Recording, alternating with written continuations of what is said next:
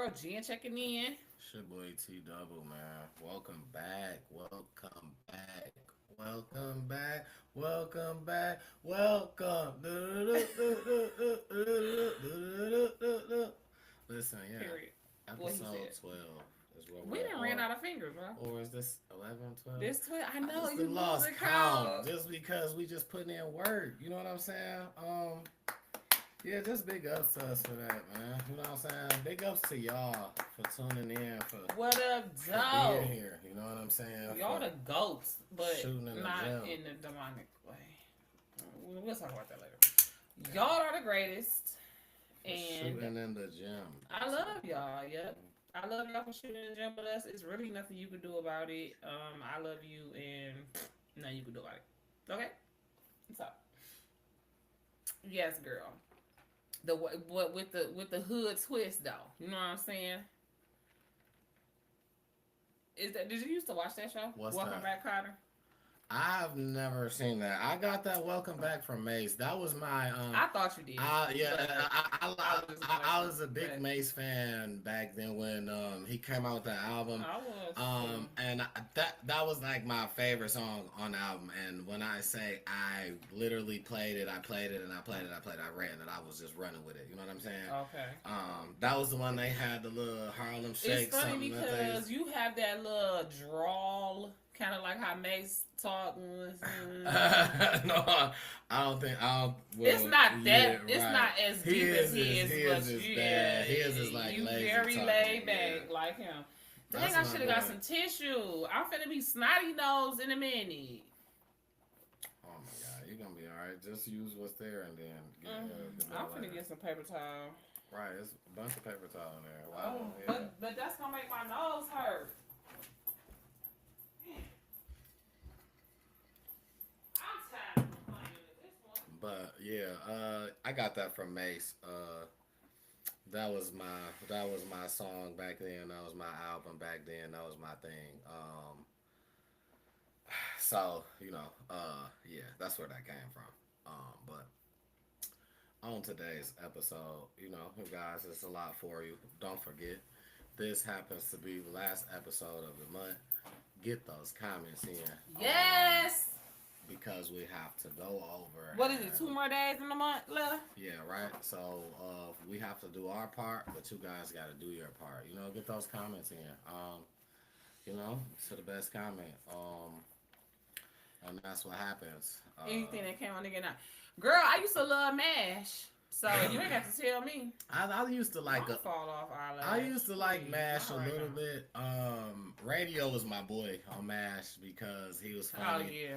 Like yeah. on Seinfeld, I used to watch a lot of Seinfeld. I used to like Kramer. Kramer was my boy because he was funny.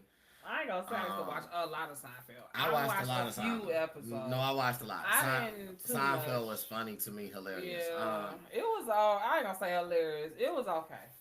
Hilarious. To me, that's to me. That you know. white people shit. I listen. I just. I don't love- mean to be racist. I'm just saying, like, I couldn't relate as much to I- all of it. Some of it I could relate to, but I mean, I didn't. So I understand, but when I was young, I didn't watch TV to relate to it. I watched the TV to be entertained. I understand what you're saying though.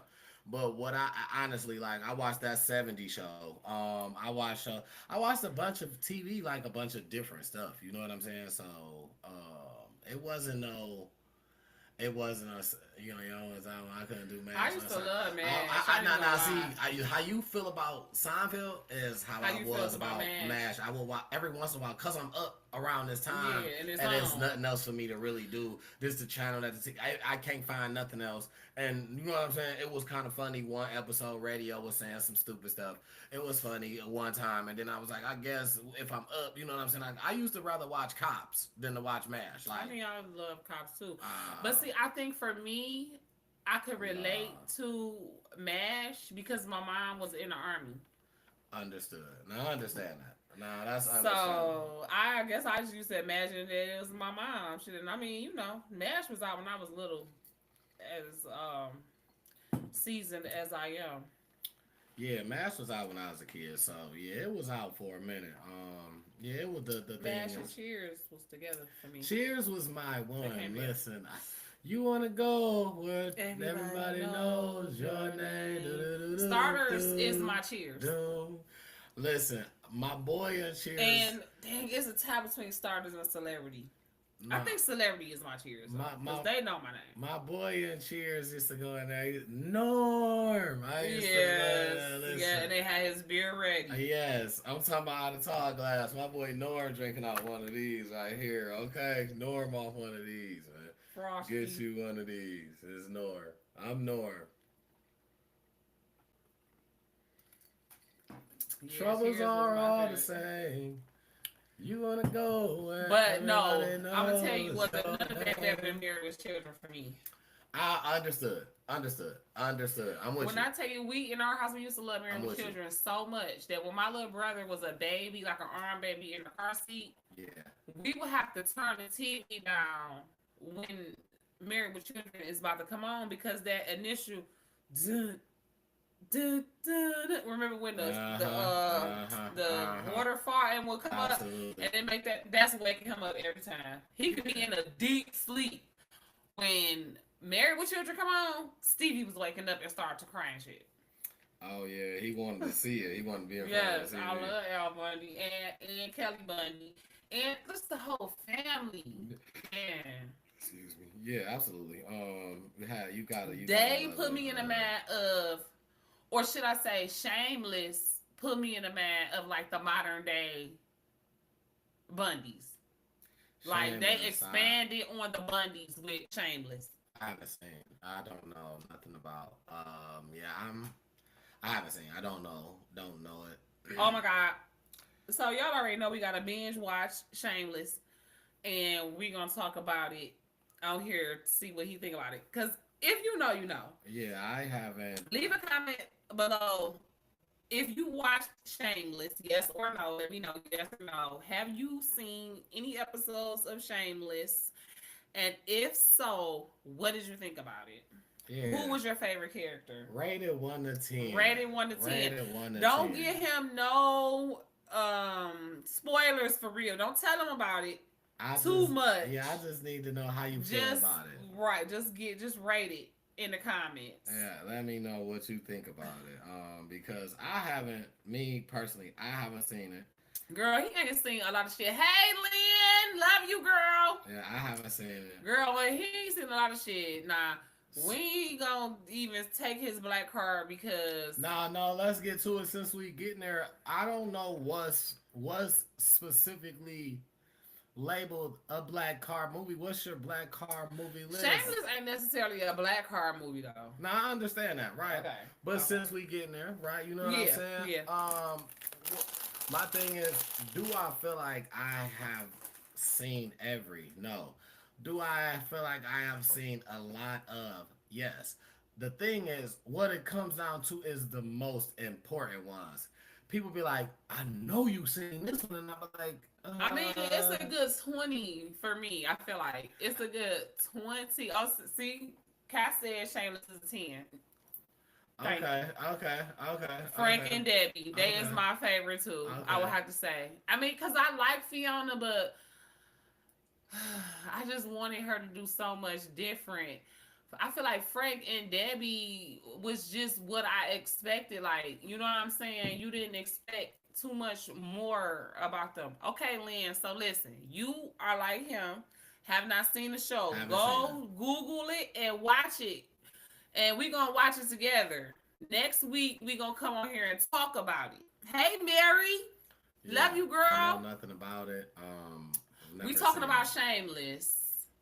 Man, just the whole family. That's why I said, like, I can't even, they just like, the Bundys. I can't pick. I love them all. Right. I mean, yeah, the Bundys, yeah, they was cool. I love that. Like, they was like a real, like, you know what I'm saying, with the dysfunctional and that's everything. How you gonna. And like the character arcs on that show and just the development of the characters was just amazing, bro. And I mean, yeah, and they live in Chicago. Let me just put it like that. Okay. So that kind of give you an idea, you know. It's a 10, like she said. I for me, it's a 10. Okay. For me, it's a 10. That's two tens. I mean, okay, two tens. I like that. I like the start. It's Yes. 10-10. That's two tens. That's You know what right. I'm saying? That's right. So, I like that. I like the Go start. if you watching this, thank you so much. Make sure you are following us on YouTube for my friends on Facebook, y'all. Make sure y'all are subscribed to the YouTube. I mean, and go on the YouTube, watch the old episodes, make a comment because the our favorite commenter is gonna get a gift card next month. It's what 2 days left in this month, so we appreciate y'all for commenting here on Facebook. We love y'all so much. But when you get a chance, we want y'all to go on YouTube and leave us a comment for you Facebook friends. We love y'all. Please do.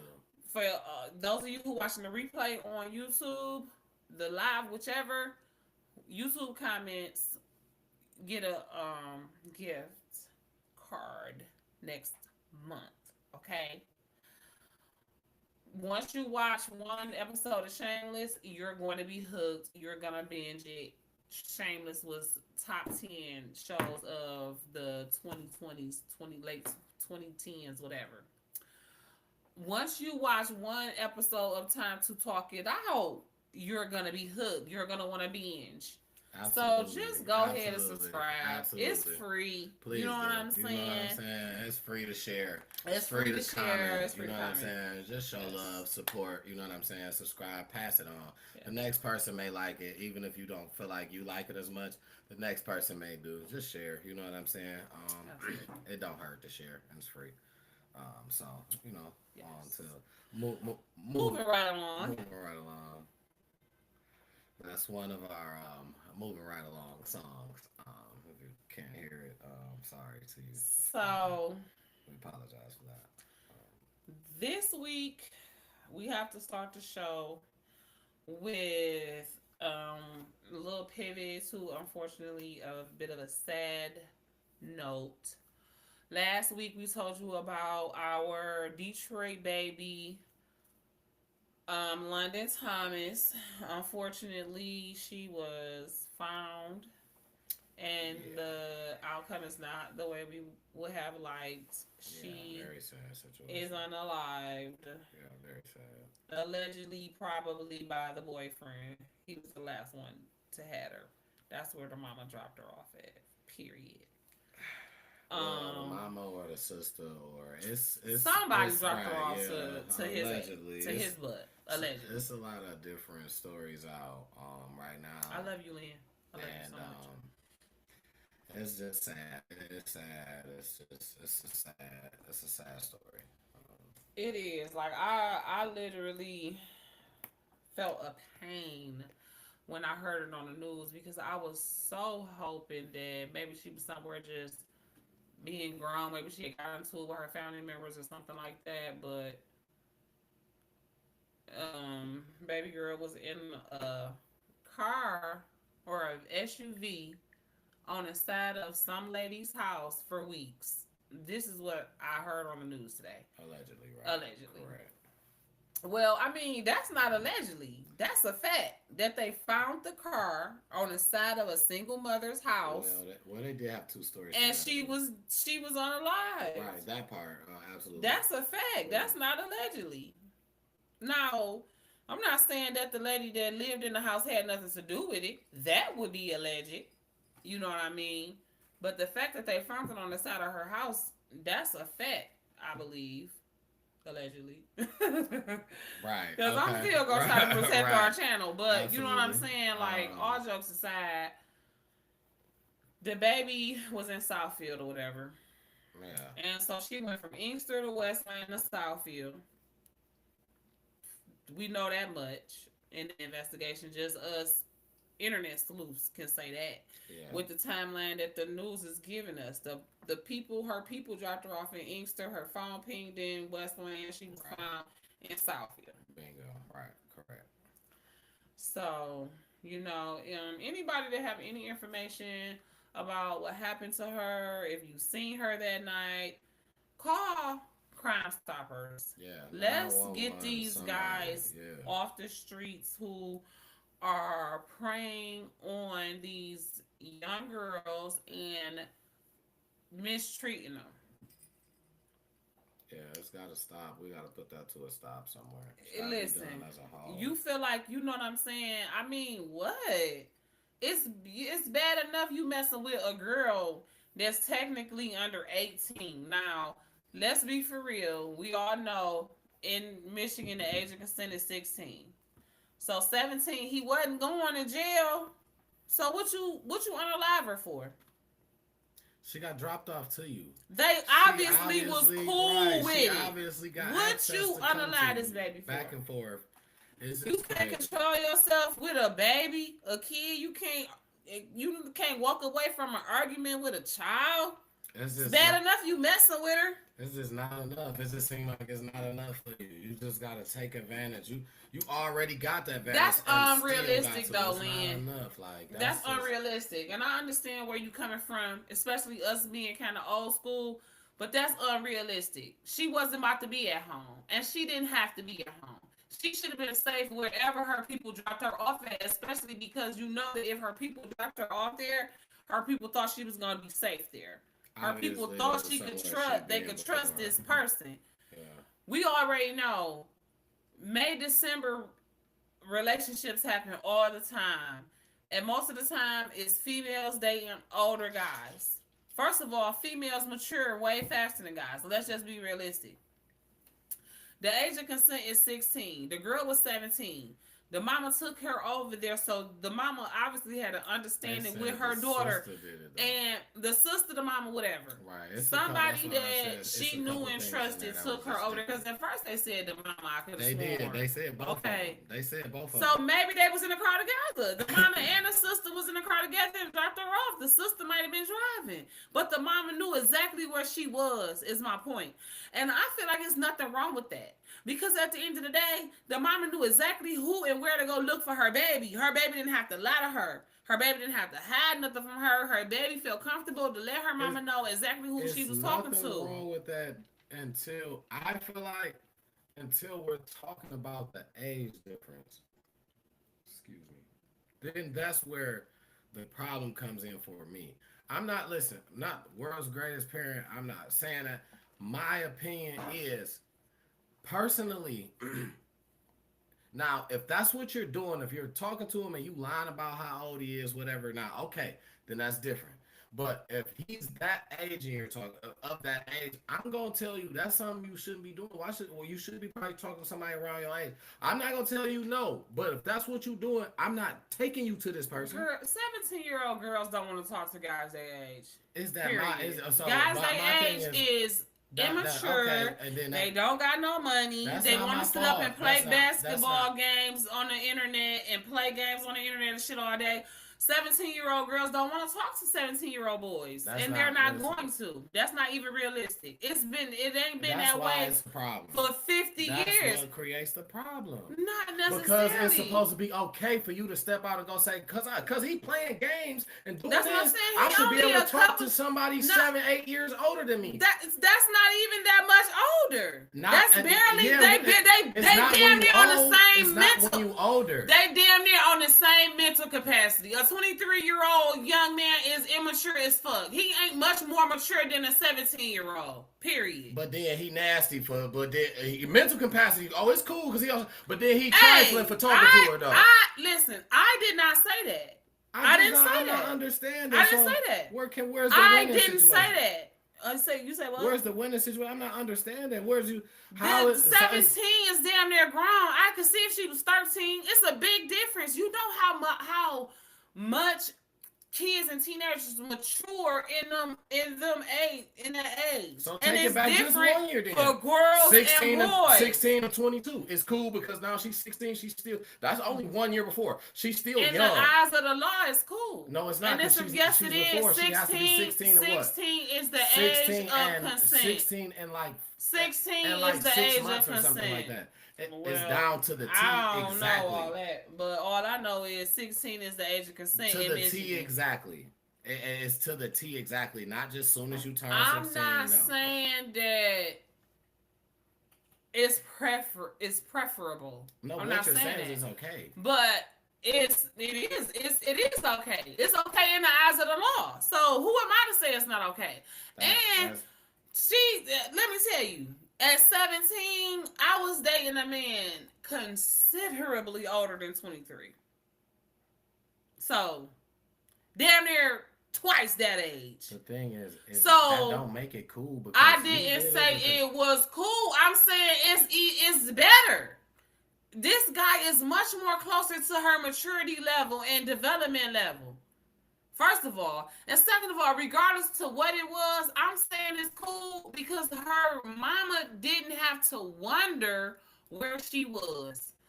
Her mama knew because her daughter felt comfortable to tell her the truth. At the end of the day, a 17-year-old could have did that to her. These 17, 18, 19-year-olds is out here wilding out. Or she could have got into an argument with a 17-year-old and the same thing could have happened. So my biggest concern is that my child feels comfortable enough to tell me the truth. I don't give a fuck who or what it is. You don't feel like you have to hide it from me or lie to me about it, because that was the difference between her and Naziah. Her and Zion. Her mama knew where she was at. They knew where to go look early, and they was able to find her body. The shit had happened. You know what I mean? It still happened. So I mean, but we talked about what is justice. I mean, her being able to put her hands on her baby's body and give her baby a proper burial, and not be like Naziah and Zion's mama 2-3 years later still looking for your baby, don't even have no type of closure because you don't even know where your baby body at, because your baby wasn't comfortable enough to tell you nothing. You know what I'm saying? That's all I'm saying. I mean, I hear what you're saying. I hear you. I understand. Because no, it ain't right. Really, at the end of the day, if we had our way, a 17-year-old wouldn't be dating nobody. She be focused on getting into the college that she want and having the life that she want. No, but what I'm saying is building her future. Where we different at, regardless, today's world, yesterday's world, the 80s, the 70s, the 60s, 2000, 2020, 2030, 2050, 2070, so on and so forth. You get my message, you get my drift. I don't care what year it is, what day it is. I don't think that it's cool. I don't care. That's my totally personal opinion, though. And I appreciate nobody that, has to really. Right. But in the eyes of the law, it's not illegal. Where at? In Michigan, at the age of 16, it's not illegal. 16 and what? Let's be specific. On your 16th birthday, you can date a 40-year-old. A 40-year-old can penetrate 16. You, and that's okay. They say 16. They say 16. That ain't how that works. It's a little bit more brushing in on that. It's always a corner in the end. It should be. It's morally, old man shouldn't want to be having no sexual relationship with no 16-year-old, 17-year-old. He shouldn't even be wanting to feel like he's even compatible to her mentally to say, oh, you know what, me and her on the same mental. Men ain't mental, let's be for real. Men is carnal and physical. All they doing is using these babies for their bodies. They not having no real mental connection with them. They just using them for their bodies. And because a lot of these girls is so damaged, they don't know what love is. They don't have a proper relationship with the Lord. They looking for love in all the wrong places, and they think that that's how they get it, by using their bodies. That's all they hear in the songs. That's all they see on TV. That's all they see, because their parents is damaged and living this type of carnal, sin, lustful, sin-filled life. Parents ain't thought to put no type of morals in the kids early, so they don't know when they being manipulated, because it looks familiar to them. They don't know when they being used and taken advantage of by somebody older, because it looks familiar to them.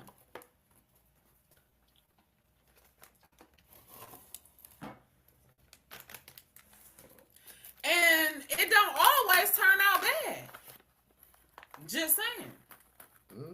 Never. Everybody not at all 23-year-olds that date 17, 18-year-olds ain't bad, ain't terrible.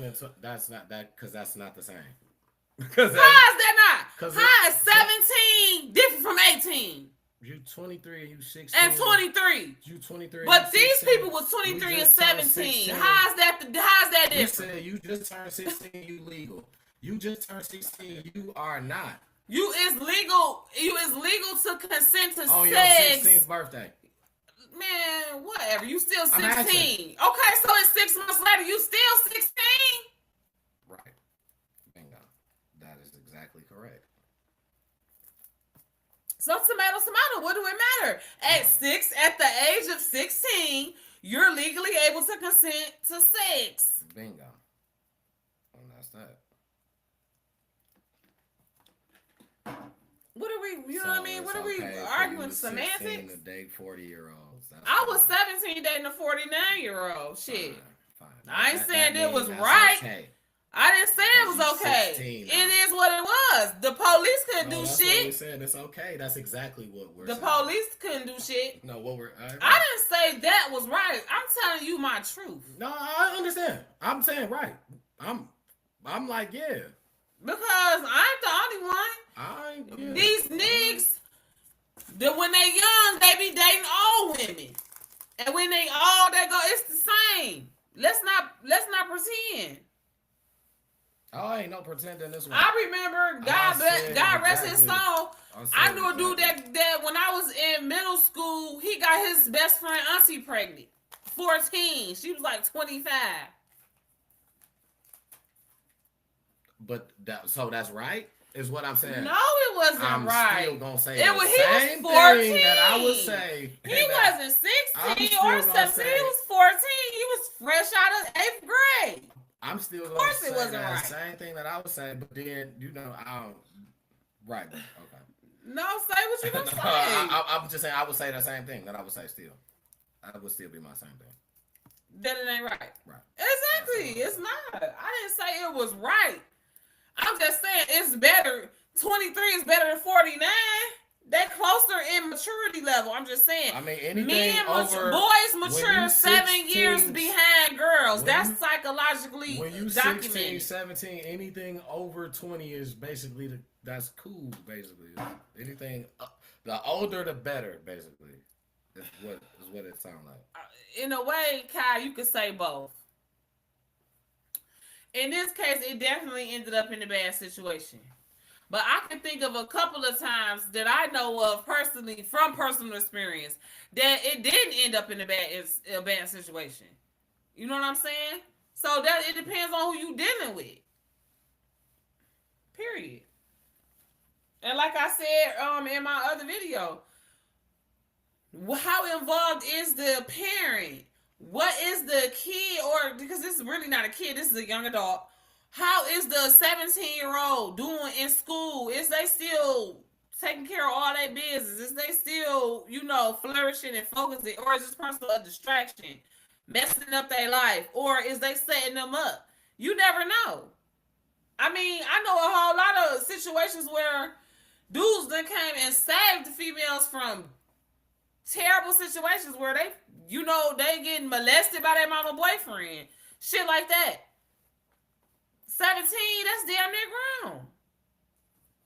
Like you say. 17 in 6 months, you pretty much grown. 17 is over 16. I spoke about 16 specifically. Okay, but the girl that we was talking about that unalive was 17. So that's what we started off at. Right, but I said she should not have had a gap and being dropped off with a person where I said the parent should not have been comfortable. At least they knew where she was at. If they didn't drop her off. I understand that. I'm not saying that. What I said is how I felt. This is me. 17? Only me. This is not nobody else. This ain't the person over there. This ain't the people in the back. This is me. Only me. I said that I feel that is not a thing to do. Are you going to drop your 17-year-old daughter off to somebody that's 23 years old? Me? No. So that's what I'm speaking on. My 17-year-old So ain't there's about no that life. way I feel like you can tell me My that you can sit 17-year-old here and ain't say about that life. it's not But about me if at it is, 17 if was it a is whole or if lot it's different not. than my No, 17-year-old is. What I was a different person too, but we're not talking about me. We're talking about what is right and what is That's wrong. why I just said. But what's right is being available for your kid to tell you anything. And at 17, they close enough to being grown to where if you do too much, you're going to push them away and isolate them, and you're not going to be able to be there for them. You got only a matter of 365 days before they're able to completely say, forget you. I ain't got to tell you nothing. I don't even got to see you. I can move clear across the country and don't never contact you again in my life if that's what I want to do. It's a thin line. How many times you feel like you said that? I said what? To your mama, like, forget you, I can move, boom, boom, boom. Never. So how many times you feel like somebody because said... my mama ain't never make me feel like I had to say that. So how many times... My mama always had an open door policy. So how many times you feel like somebody said that, went out, and then double back? You gotta go. Experience is the best teacher. I can't do nothing but let you go and live, right? But I'm gonna tell you what's gonna go down while you living with me. While you here, this is what happens here. That's this what is you think. So now while you go, and then when you see, they gonna go out and do what they want to do. Right, you go. No. Especially it ain't gonna be behind my back. 17. It's gonna be while I know, because when you go and do it, and then I say, no, because they know once you find out, you gonna put them out. Because you're listen. That's what you want to do. Put them out, they on their own. They don't even have you to support. That's not what I said. You're taking your own words and putting with what I said. What you want to do and what you want to do goes against what I said. Remember, I'm the parent here. You're the kid. Whether you grow up or whatever, I am still the parent here. Whether we have a mutual... The thing is, you can't come to me and say anything. Whether you feel like you can or not, I'm always gonna have it open for that. That's you feeling like you don't, you can't, or for whatever reason. But you just said certain things you can't do, and they gonna put you out. You gonna put them out. What I say here, far as what goes here, what raised you here? What I say, don't go. I didn't say, oh, you gotta be on lockdown. You can't be with your friends can't. What I say goes. That's just point blank, period. It don't matter what it is. What I say is it. That's it.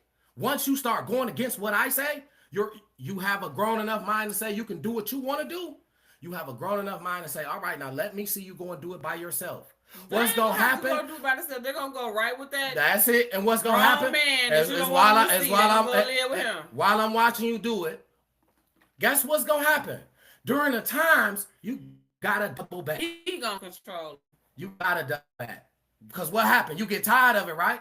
You was with an older dude that you said, right? What happened? No, you got tired of it. Leave. I had my own shit. But you got tired of the dude. My mama didn't. My mama didn't. Speaking relationship wise, I didn't say you got put out. I said you had an older dude, right? I moved then on. You right. So what I'm saying is you got tired of it because it's. I just moved on to another older dude, and it was like damn near 10 years later. Okay.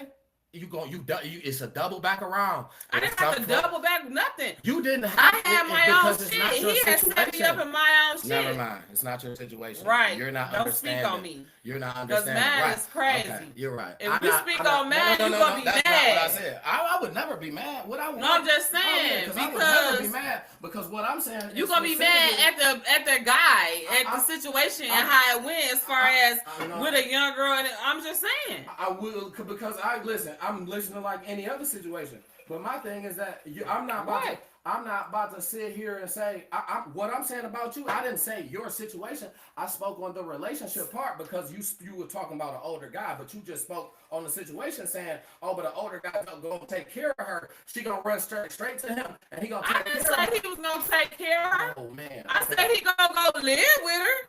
She gonna go live with him initially. I didn't say he was necessarily gonna always take care of her and the shit was gonna be Peachy King. But the initial thing she was gonna be able to do is run away to that nigga. I ain't said she was gonna stay there. Not necessarily. She might go somewhere else. Go to another nigga. In between time, you coming right back. That's just what it is. If you can't live with rules, if you can't live with rules, I don't know where you gonna live at. Where do you live with no rules? I don't know nowhere. Where do you live with no rules? If you can't live with rules, that's part of structure. If you can't, a if you can't live with have to rules, learn that. where they don't know that at that's 17. what I'm. That's me. That's what I'm here for. I am the one teaching you. They don't have to listen. Is this not a they teaching process? That they can get the F on. They understand that at that point. You can't keep running. They will stop. And then once you understand that you can't keep running, then what? People that don't have once you understand that you can't keep running, then what? They got that attitude. You're right.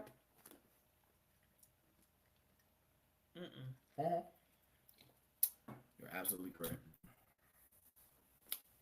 Your kid be less likely to even want to do some shit like that, knowing that not you saying that it's okay, but you're not gonna. First of all, they might be wanting to get out. In my world, so let me go find a way to do. In my cattle, what I know my daddy don't want me to do, so I can leave. The group that I raise or the group that I tend to, that's just it. That's and then you gotta look at it too. A whole lot of us didn't have no daddy. I ain't had no daddy around when I was growing up. I mean, everybody, and also everybody got their own story. You know, listen, a success story come from some of the 90, a lot, especially young black girls don't have their daddy in their household and even in their life. My thing is one thing that I just feel like is structure is one thing, and it comes down to it. That's what it's about, and that anybody can have whatever you do in your household. That's you. I'm not saying that. Oh, everybody should have that. For me, structure is very important in a household. Just parenting, period. It ain't got to be in the household. It's just what they know, what they remember. As far as me, it'll just be something like structure. You know what? That's what it was. We just knew we had to at least do this part. He was always down for whatever, as long as it was bam, bam, bam. That's it. I don't know. I could be whatever labeled to whatever to whoever. So that could be wrong to somebody. I could be okay to the next person. I could be absolutely correct to the part. To me, that's just how I feel. That's my opinion. That's how I handle my little cattle over here. That's what I'm saying. No, I'm not saying you're wrong.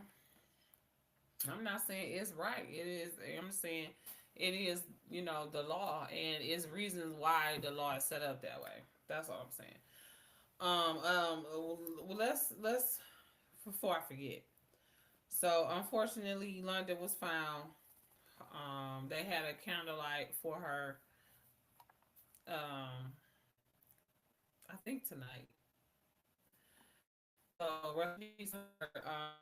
there's another little girl missing already. 13-year-old Tamaya Jones. She ran away from Vista Maria. And if you ask me, they need to shut Vista Maria down. A couple of days ago, another little girl was found after being missing from Vista Maria for a whole month. And she was found in a 62-year-old man's apartment. So. I don't know, man. These niggas want to mess with little kids so bad. It's really terrible. And I mean, it's on a wide range. It's a wide scale. These niggas is pedophiles. The Sting had a bunch of underage kids in there, male and female. Video on that coming very soon. Yeah, they should have been shut down Vista Maria. They need to shut down the Sting at this point. Apparently it was like 20, 30 kids in there. Like, and Vista Maria supposed to be a safe haven for kids. Cuzzo, what up, dope? Yeah. Thank you for tuning in to Time to Talk About Live. Make sure you leave us a comment on YouTube so you can get so you have a chance to win a gift card. We talking about how these niggas like to fuck on kids, bro. It's terrible. The Sting just had about 40 kids, 30 kids in there allegedly. You know, the little girl was just found in a 62-year-old man's apartment. Unfortunately, they just found London unalived. We still don't know where Naziah body at. We still don't know where Zion body at. Right now, there's a little girl, another little girl missing from Vista Maria. Her name is Tamaya Jones. So be on the lookout for her. When you watch the YouTube replay, I'm gonna try to put her picture in here somewhere, so you will be able to see what she looked like. In Detroit and surrounding states, please look for Tamaya Jones. The YouTube name, cause it's Time to Talk It Out podcast. Um, Dang, my light been on all this time. Hold on, I'm about to show it to you. Hold on 1 second. It's a blue logo. But yeah, like we got to do better. Like go on your kids' phones. Be nosy. Be annoying. You know what I mean? Like you only got one time to be a parent. You know what I'm saying? And at the end of the day, I would rather my kids tell me the truth because they know they can than to be what society think is a good parent. Kid telling you right now, you just said that because that's funny that you just said the situation. This kid's 17 and they under 18, they 17, 16 in the sting. 17 legally grown. You telling me if your kid's 17 comfortable, say, "Mom, I'm going to the sting, my peoples." You about to say, "Oh, okay, go ahead." So you know what I'm saying? So they can come, they comfortable because since they told, okay. Yeah. Now they on live. Yeah. Sting getting closed down. They getting raided because 17, you not allowed to go in the strip club. So now they're on live, looking like, why did I even do this? You got to either go and get them because they about to get a ticket. Somebody happened. They for sure getting a ticket. Probably locked up. Go anyway. If I tell them no, they're gonna tell me they're going somewhere else and they're gonna go anyway. That's at least now I know where my baby at. She's 17. Oh, okay. If you get caught, you get caught. That's on you. You know what I'm saying? You know you're supposed to be in there. But at least I know where you at. Because if I tell you no, you're going to go anyway. Now, 14, no. I'm going to tell you no, and I'm not going to let you out the house. Now they but 17, they going to go out the house. They out the house. Okay. You got it. No. Absolutely not. Of course not. And I mean, hey, I don't know. Me, no. I don't know. Not. That's just me. Maybe that's why it's important for kids to have two parents. You know what I'm saying?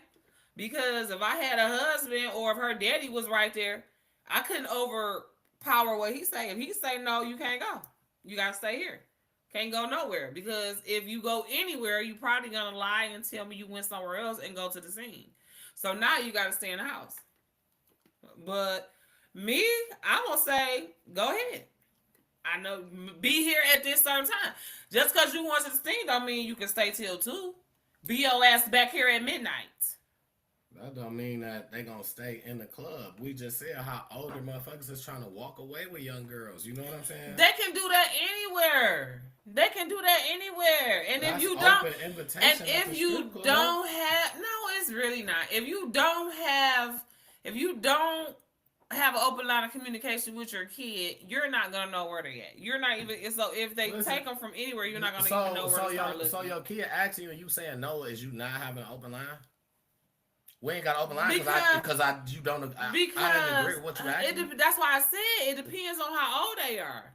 You have to be realistic. We're talking 17. We're talking about we 17, just said 17 motherfuckers is in a strip club.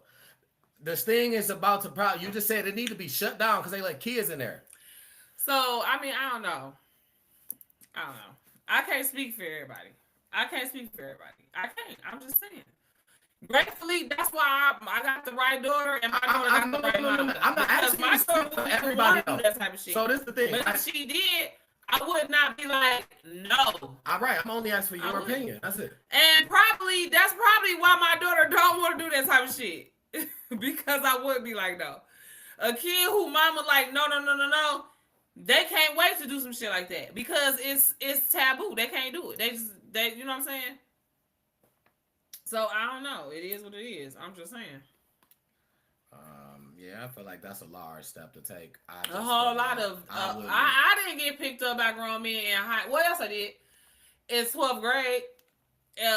But by then I was over 18. What you saying about By then that I was. is I'm this just reading a this comment on this Facebook and I time. I'm responded just to saying it. your time and this time like is so different though. Like If for anything, these kids more advanced than we was back then. What? and so that means What's the so that difference? means the What's niggas the so difference? that means the niggas are not looking now. Then you No, got they so that means you definitely got less looking. people. You got less niggas looking now because the kids are more No, advanced. they That's definitely looking. exactly what I'm saying. It's way different. I ain't gonna. It's turned up to a whole nother level. I mean, The level is turned up. that's why I'm saying you be more. You'd be. It would behoove you to have more of an open line of communication with your kid now, because to have them feel like they gotta hide what they doing now is even more dangerous than it was back then. Right. You ain't gotta hide it. But the thing is, when I tell you no, what you are going to understand is I'm not telling you no for you not to have fun, for you not to enjoy And yourself. they not about to listen to that shit at 17. You crazy. They don't give a damn about that. That's why They don't believe it. They don't care. They that's want to do what why they want to that's do. why I understand is it will be things you can do. It will be shit that you be like, damn, I think he gonna say no, and I'm be like, yeah, go ahead. It will, that's what's gonna make you the relationship makes you understand. It ain't no, I you not asking this mean, person, you not asking your mom and your daddy this like this. That's our first time asking them. You 17, you ain't like, oh shit, this is my first time ever. You been asking shit. If that's the case, if you been that person, you been that kid, you been asking. It ain't something you just started doing. You been asking. If you been that kid that been verbal, you been asking. So guess what? You heard no a couple times. Sometimes you was mad about it. Sometimes you probably even snuck out and did it. And then when you got caught and it was on some bullshit, guess what happened? Guess what your parents did? That's why I told your ass no. It's a love-hate relationship with the no word. You like, damn, I know they shit. The older you like, women, girls are supposed to be anyway, so much more mature anyway. You kind of getting to a point where you understand. I know they don't want me to go, but shit, you know what I'm saying? Like, it's a reason why I want to go real bad. If this was something else, boom, boom, I just got to go out last night. Why they saying no this time? I know they probably just don't want me to be around this person because we about to do this and we about to do that. It starts to become somewhat of an understanding. Not saying that you're gonna understand all the time, like, oh man, yep, you know what, you right, I ain't going. No, you gonna be mad as hell. But you gonna be like, you more so your man gonna be like, man, fuck y'all. And you gonna sit and you gonna be mad in your own, you gonna still not do it. some kids, some kids will sneak out. That's why I say I started this whole thing off by saying you have to gauge and know your kid. I started this whole thing off. You got to know what your kid can handle, your kid's maturity level. Know, get to know this person. That's why you got to be open and willing to not have your kid hide stuff. That's all I'm saying. But we can come back to this. I feel like we can do a whole show on this. Yeah, I You know what I'm never saying? said, because I never said you couldn't, you know what I'm saying? It's a kid that's what I'm saying. That's why I said it's not like the kid action for the first time. It's not like, because you like, you verbal anyway, right? So you been there, especially being a kid. Sometimes kids don't got, when you small, you start off action. That's how you start. You ain't got no, why you tell me no? You ain't got no filter. You want to know what you want to know when you want to know when you young, especially when you young. Like as a parent, you feel like, man, I ain't gotta explain, but you know what I'm saying? Like it's like shit. Your kid is intrigued to know. Like certain shit, they gonna start to continue to ask, and it's gonna be ways that they hint on it to try to find ways to ask around instead of just being deliberately like, shit. Well, why you ain't let me go? It's gonna be ways around it next time. Like shit, you don't like such and such, or you like me? You like me hanging with such and such? It's gonna be ways around it to try to figure out why you didn't want me to go, but instead of just straight saying that. Kids are smart. They're getting smarter every day, like how you say. But the thing is, you still have to be at a point where it's a relationship. You understand? I'm telling you no whether you like it or not, but you still gonna respect it. You can be mad around this bitch all you want, but you gonna respect it. That's it. Period. Period. And that's on that. And that's just it on that. Moving right along. Can we get the music?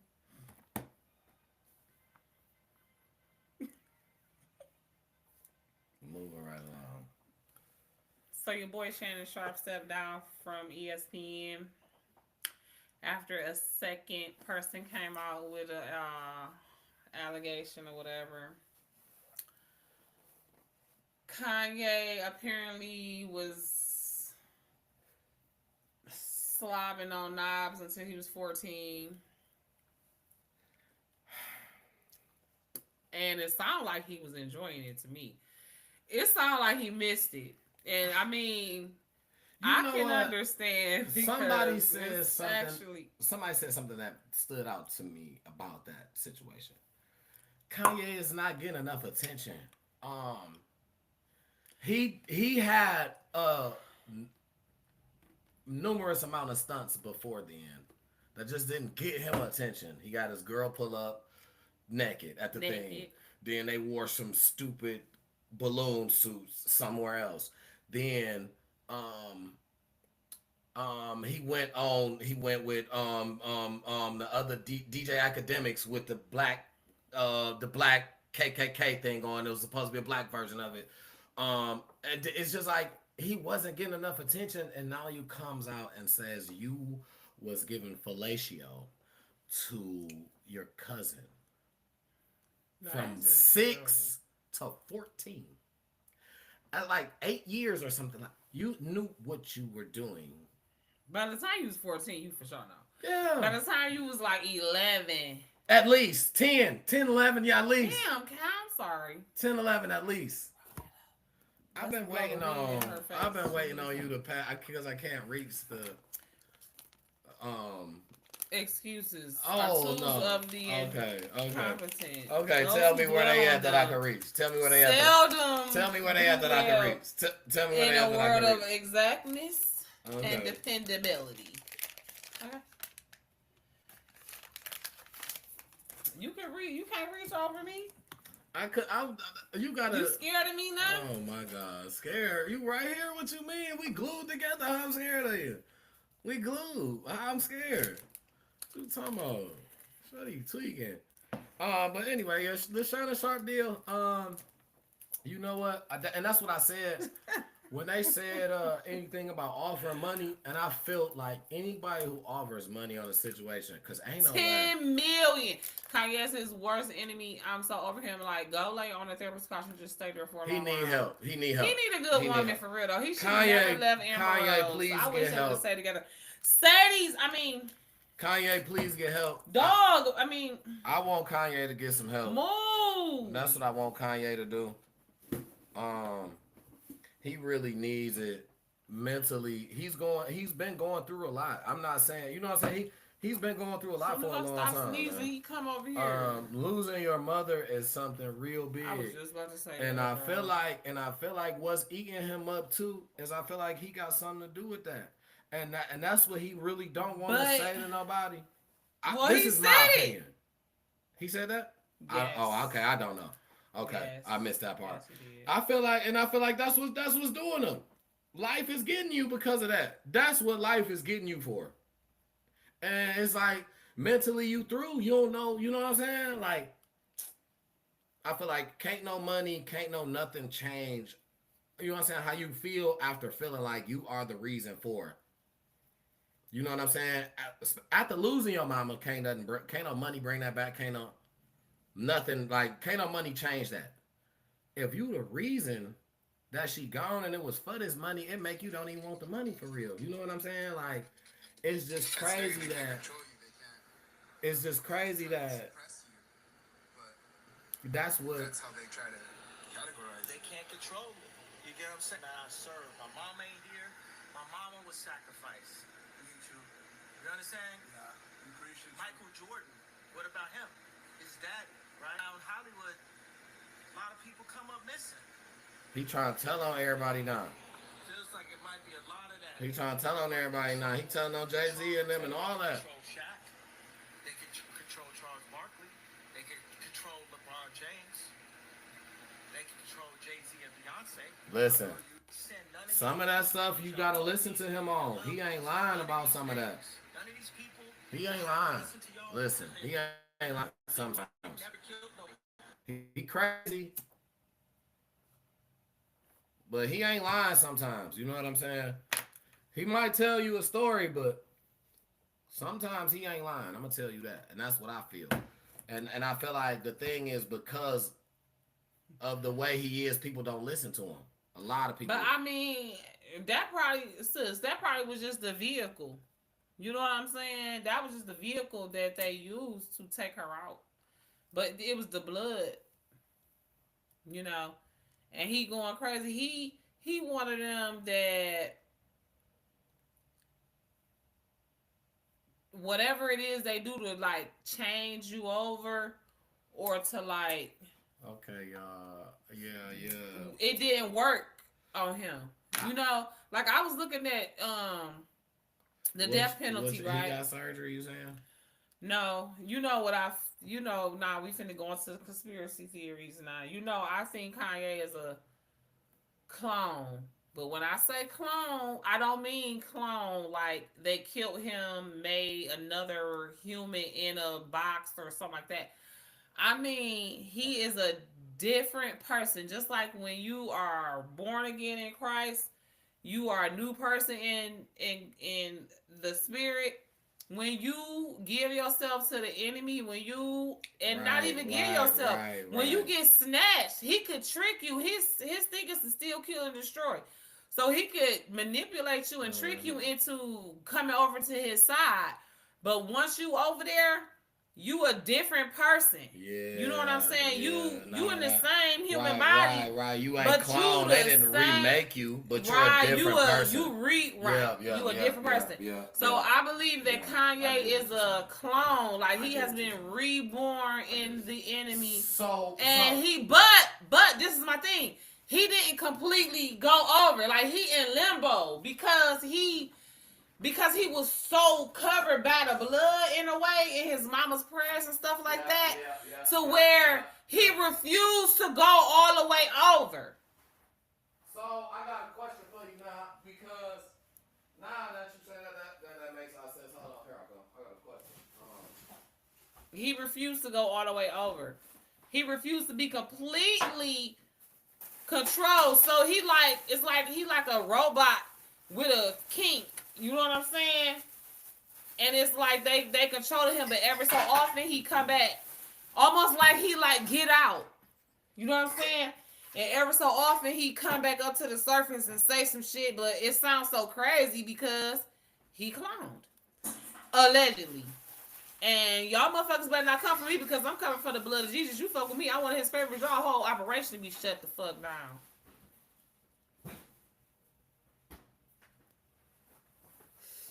I'm so anointed and covered.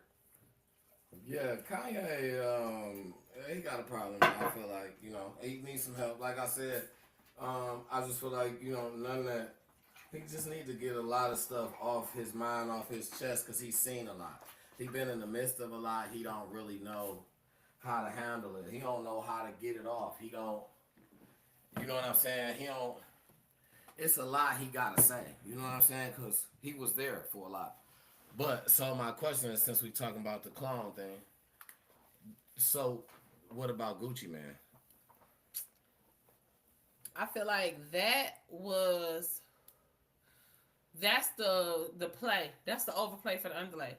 They want to call him a clone, so you think that it's a joke. So they do multiple people like that. So when it really happened, Gucci Mane not no clone. I just feel like he was so much of different when he came back to me. Like how because you said, he went to jail and got clean though. Right, like how you said, like I feel like you know what I'm saying. He turned clone, himself over like just differently. You know what I'm saying? If anything, he a new man in Christ. If Gucci Mane was a clone, I'm not saying it could be that. But that's not a clone. That's reborn in Christ. If Gucci Mane was a type of clone we talking about with Kanye, then he would have blew up bigger when he got out. He slowed down. You don't even hear no Gucci Man songs hardly. Right, but I'm saying that's just a clone. Basically, is just a different person. How we explain it. You're the same body, but a different person. No. When I'm talking about reborn in Christ, that's not what I'm talking about. I'm specifically talking about. And I wouldn't even say he even that. But go ahead. Okay, I wouldn't even say that. I don't know. I wouldn't say he that. That's what I'm talking about. I wouldn't say he reborn in Christ the way he came back talking crazy with him and Jeezy on the battle. And he talking about I put your mans in a box. If that's what happened. Oh, okay. I said okay. Well, say that. I don't think no clone. Yeah. Since we brought that up, I think so. I don't think he a clown. I think everybody don't do it for the same reason. He got money. He's straight. His girl made him money. Everybody don't do it for the same reason. He left money. His girl turned it into more. He didn't really even need to. He don't need to rap.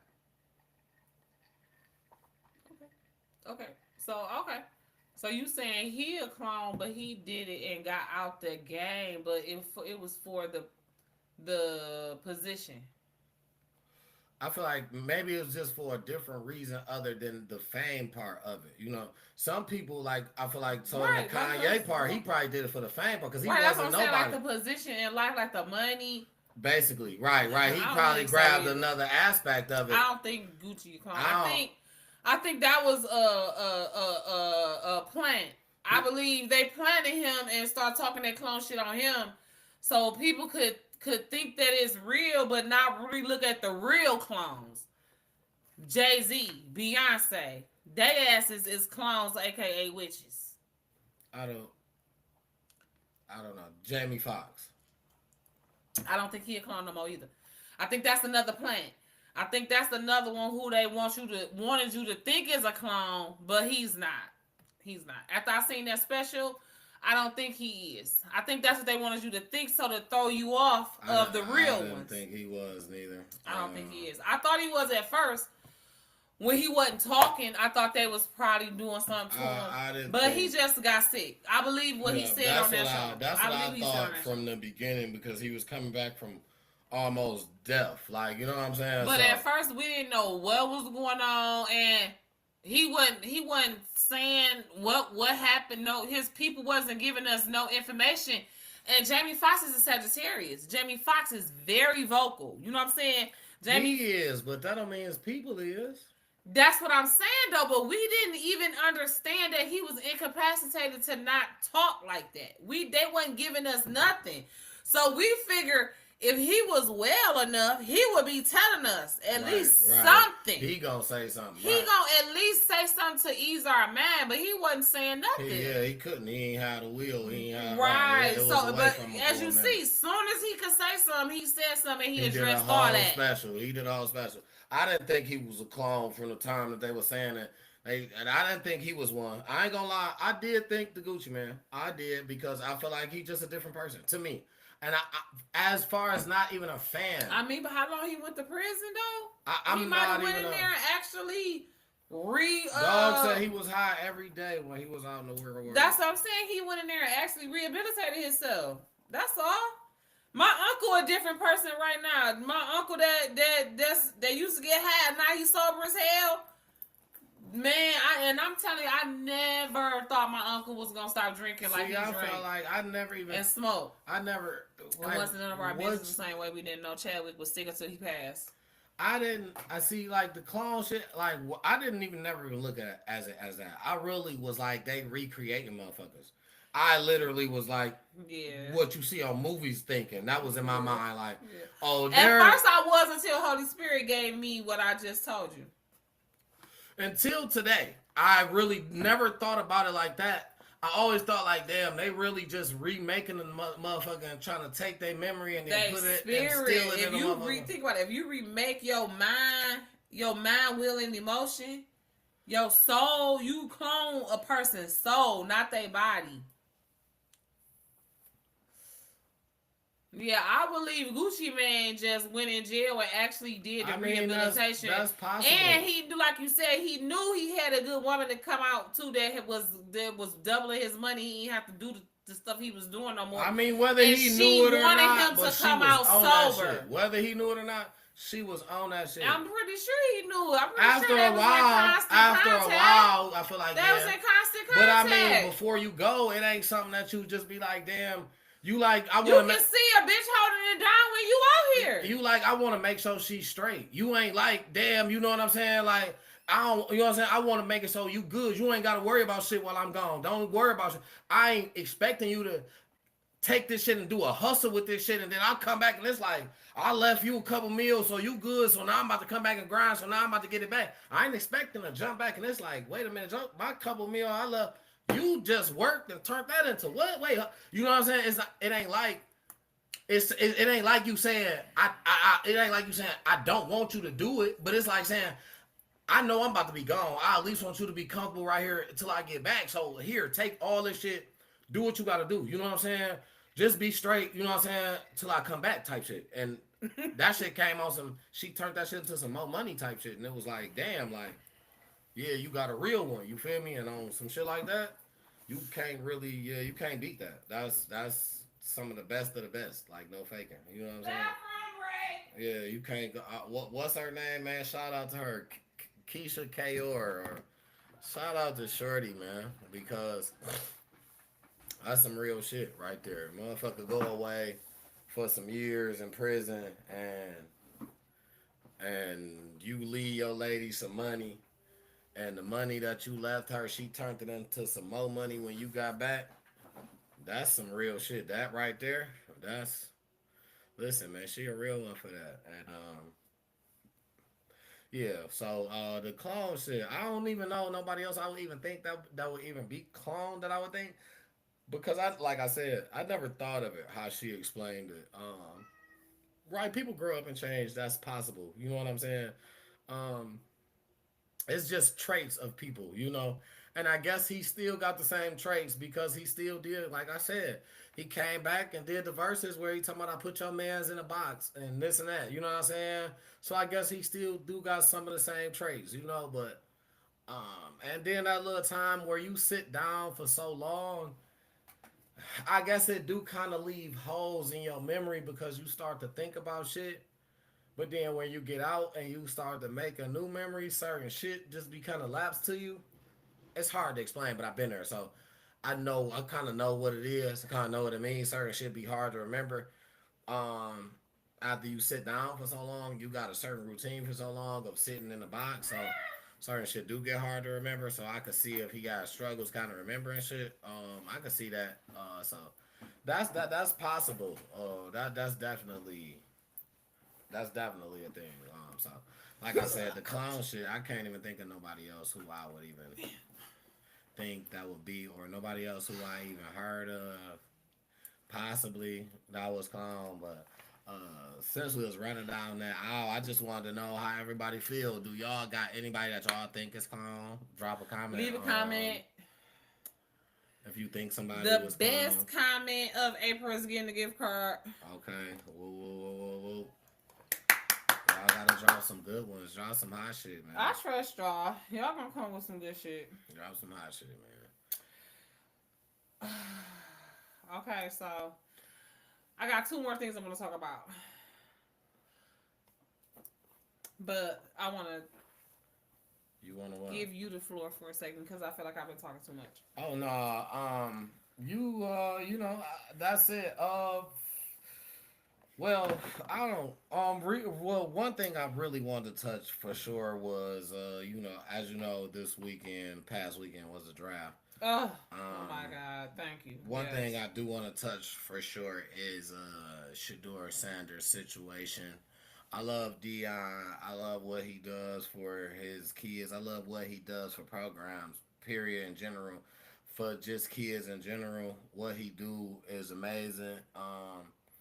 You got kids that fathers wasn't there, and he did what a real coach should do: step in, been a father figure and a coach to these kids through college, getting them to the pros. And one thing he told them: you stick with me, you know what I'm saying, I'm gonna get you there. But not only is he telling them to be professional football players, he telling them, I just want y'all to be professionals. Like, That's it. Just be a professional. He's really teaching these kids. Kai, I'm sorry, I don't mean to No, cut you no, off. you're fine. Kai say her jersey is he in Cleveland. He in Cleveland. I thought that was a joke. No he in shade. Cleveland. Yeah. And you don't care. You a Detroiter. Girl, I know that's right. Listen, absolutely. We coming to a game. Shout out What, Shador Sanders. We need to get us some tickets right now. Yeah, we will be. We'll be in attendance. Shout out Shador Sanders. Shout out, man. Shout out Travis Hunter. Man. Congratulations to all the young men who got drafted this weekend in the NFL draft. Everybody, Congratulations, you everybody, guys. all of y'all, man. That's God a bless dream. y'all. That's a dream. Even if you didn't get drafted, if you went undrafted and you got Yeah, signed, man, that shout part out too. to y'all, man. Even, I mean, not Just a bigger sign, shout out, man. but like You know what I I'm know saying? you Like- feel even more like Yeah, like just sign, man. Listen, man, Blessed. for real, because this is a dream for these kids. You been like I heard somebody say when the first time you put these pads on, this is once this is a game that you decide you're gonna stick with. Your dream is this day to get drafted or to sign with a team, an NFL team. that probably to in get- the and Super that- Bowl. And that's the Mixing up thing. that I mean, Lombardi yeah, trophy or absolutely, whatever. absolutely, Them the two absolutely, biggest ones. absolutely, bingo. You know what I'm saying? So, shout out to those guys, like she said, man. Go Lions! Who we get? Absolutely, shout out to I ain't Lions. heard nothing about No, who Lions we made drafted. some moves. I'm proud of the Lions so far. They haven't let us down since they had Brad Holmes and my boy. So we gonna trust them. I trust them. They've been doing work, so I trust them. But on the Deion Sanders situation, people call it blackballed. I heard something that made a lot of sense. People call it blackballed. I don't say it's blackball because one thing that I really like them for is they firm believers. You know what I'm saying? They are heavily believers, and In the Word of God. in the Word of God and the man Talk about the upstairs. The Sanders. Sanders, absolutely. Amen. And, Shout out to the Sanders Shout out family. to those guys. And one thing that Shador said, he said, "I know it's all God's plan. Like no matter Everything what, that happened for a reason. it's Everything that God's don't happen plan. don't happen for a reason. And this is when people thought, you're gonna go first round. He sat patiently, waited. He threw a whole party. They had a party set up because he thought he was what up, gonna get though? picked first round. They had a Yeah. party set up. And he Shansia invited- was there, and they was like, "Do they go together?" And all Yeah, that was his first time ever meeting her. They invited Right. a gang of people. Yeah, let 'em- And the thing was like he should have went at least second round if not first. Did that happen? No. People say blackball, but I heard something that made a lot of sense. Somebody said that the numbers were low far as the ratings and watching the draft. So they drug it out. They So- used him for ratings. They knew that people were going to want to see when did he go, and they said Because do that matter? Do you get more money if you drafted first? your deal that you signed is higher than the rest. But let me say this. How do we know, right? If the NFL, do they tell you how much money you get when you get drafted? They tell you the contract amount and all that? When you sign the contract, yes, your money is So in there. how much, no, but I'm saying, do they tell us, do we know how much money Shador Sanders got when he signed with the team that he signed with? We can look at the contract, yes, and see exactly how much he's gonna make. So you said they disclosed it? Yeah, they said basically within his time he's gonna make less than $1 million a year. For I think 2 years or 3 years his contract. So Right now, that's what. right, and But in he college, can always go and renegotiate. he's gonna have to wait until his rookie contract is up. You can't talk nothing until your rookie contract is up. Where is that written in stone? That's how it goes. Because your rookie contract is Kai said he getting 2.1 million, for and that's, I'm sorry, I didn't look. So 2.1 million for how many years, Kai? so that got to be like 3 years. I think it's like 2.1 million or is it? It might be 2. Maybe And 2 he years. still got It what might be he 2 got? years, How much 2.1. money from college? that he I just mean, got? I'm he asking. got money anyway. Cause I they know. got I'm just listen, asking. from He got college, he millions was of dollars making from college too, right? yeah, Some type of NIL deal, He was right? making NIL Then money. once he get this, he finna get sponsorships, all kind of shit.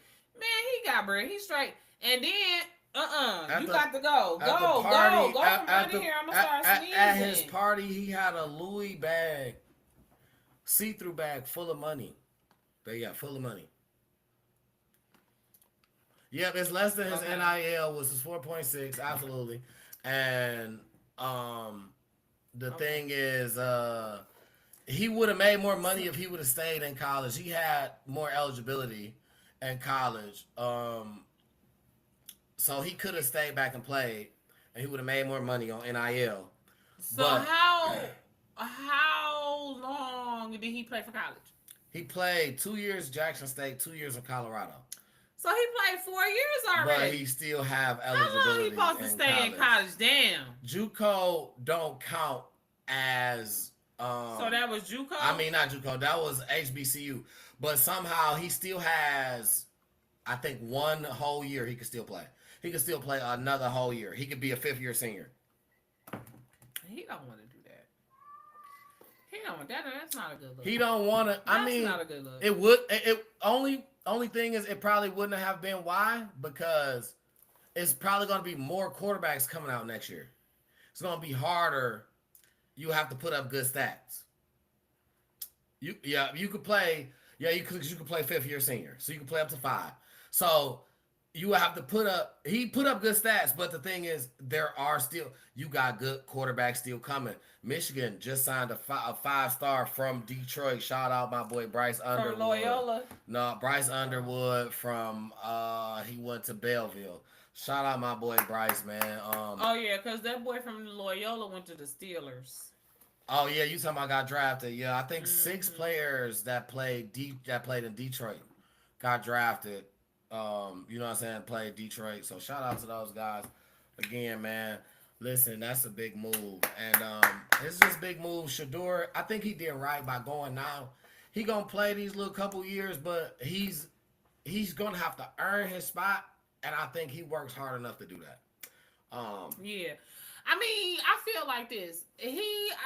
This is what I said about the whole situation. This was my comment. I put it on the Time to Talk It Out Facebook page. If you guys are not, go follow us on Facebook. Time to Talk It Out. It's called Talk It Out on Facebook. Space out on Facebook. Follow us on Facebook. I'm about to go fan it for y'all so I can show y'all what it look like. Absolutely. Follow us on Facebook. It's called Talk It Space Out. I think, is it an underscore or is it a space? No, it's just a space, no underscore. Talk It Talk Space It Out. is one word. Yeah, space, and then out. Yeah, here it is right here. We live on there as well.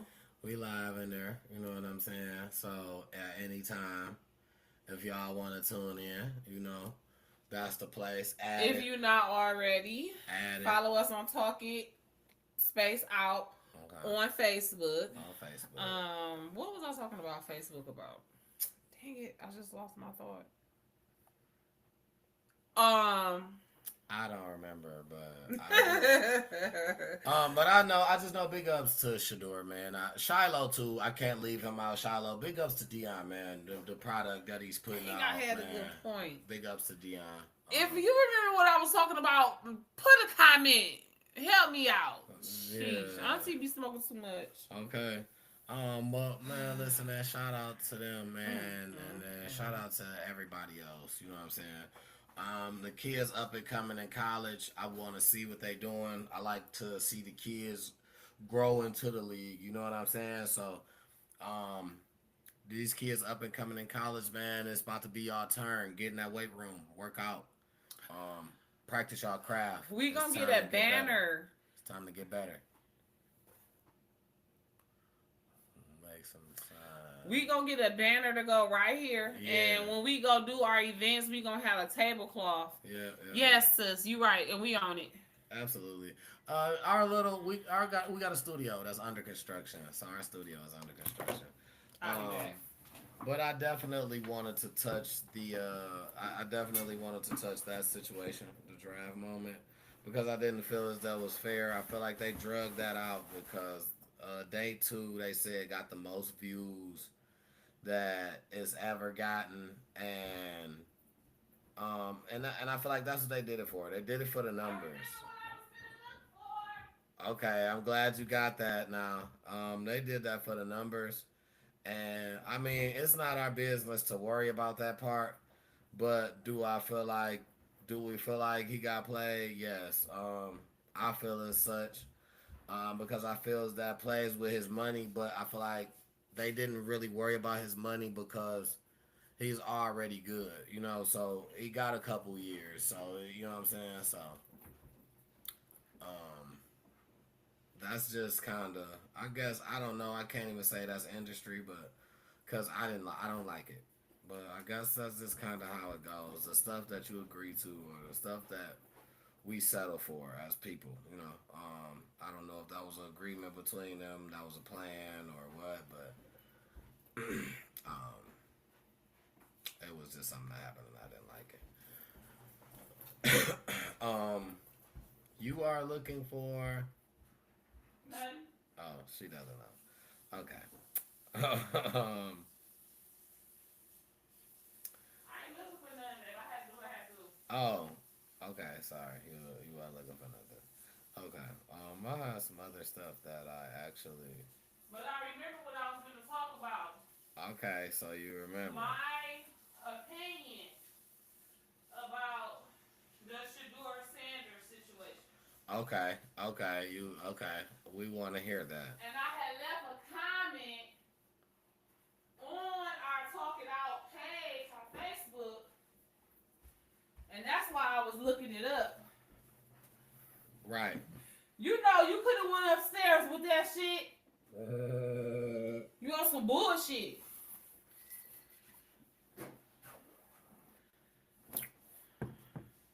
Okay, so we want to hear what is it that you have. They already came out and said owners demanded to have him removed from their draft law, so they was trying to humble him. Yeah, I seen that too. Okay, so Kai, that goes along with what I said, right? Not saying that it was, not saying that it was right, not saying it wasn't bold, because it was, but in a way,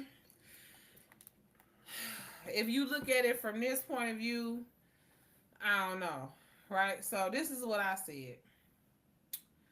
What did I do with it? Yeah, I mean, they made it seem like a money play from how they, you know what I'm saying, how they said it, so.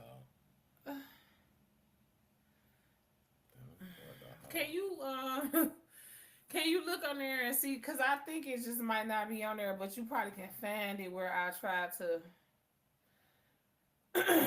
tag us in it. Wait, this might be it.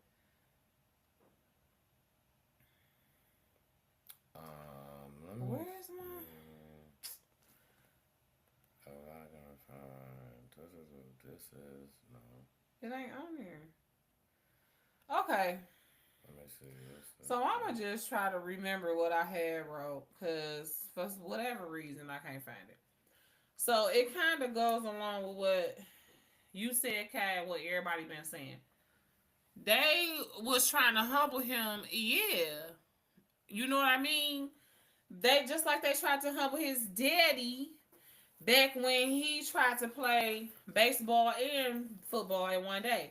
Mm-hmm. Yeah, you can leave this game and go suit up for this next game, but we ain't gonna let you play. Mm-hmm. You know what I'm saying? He didn't care. Nobody never did that before.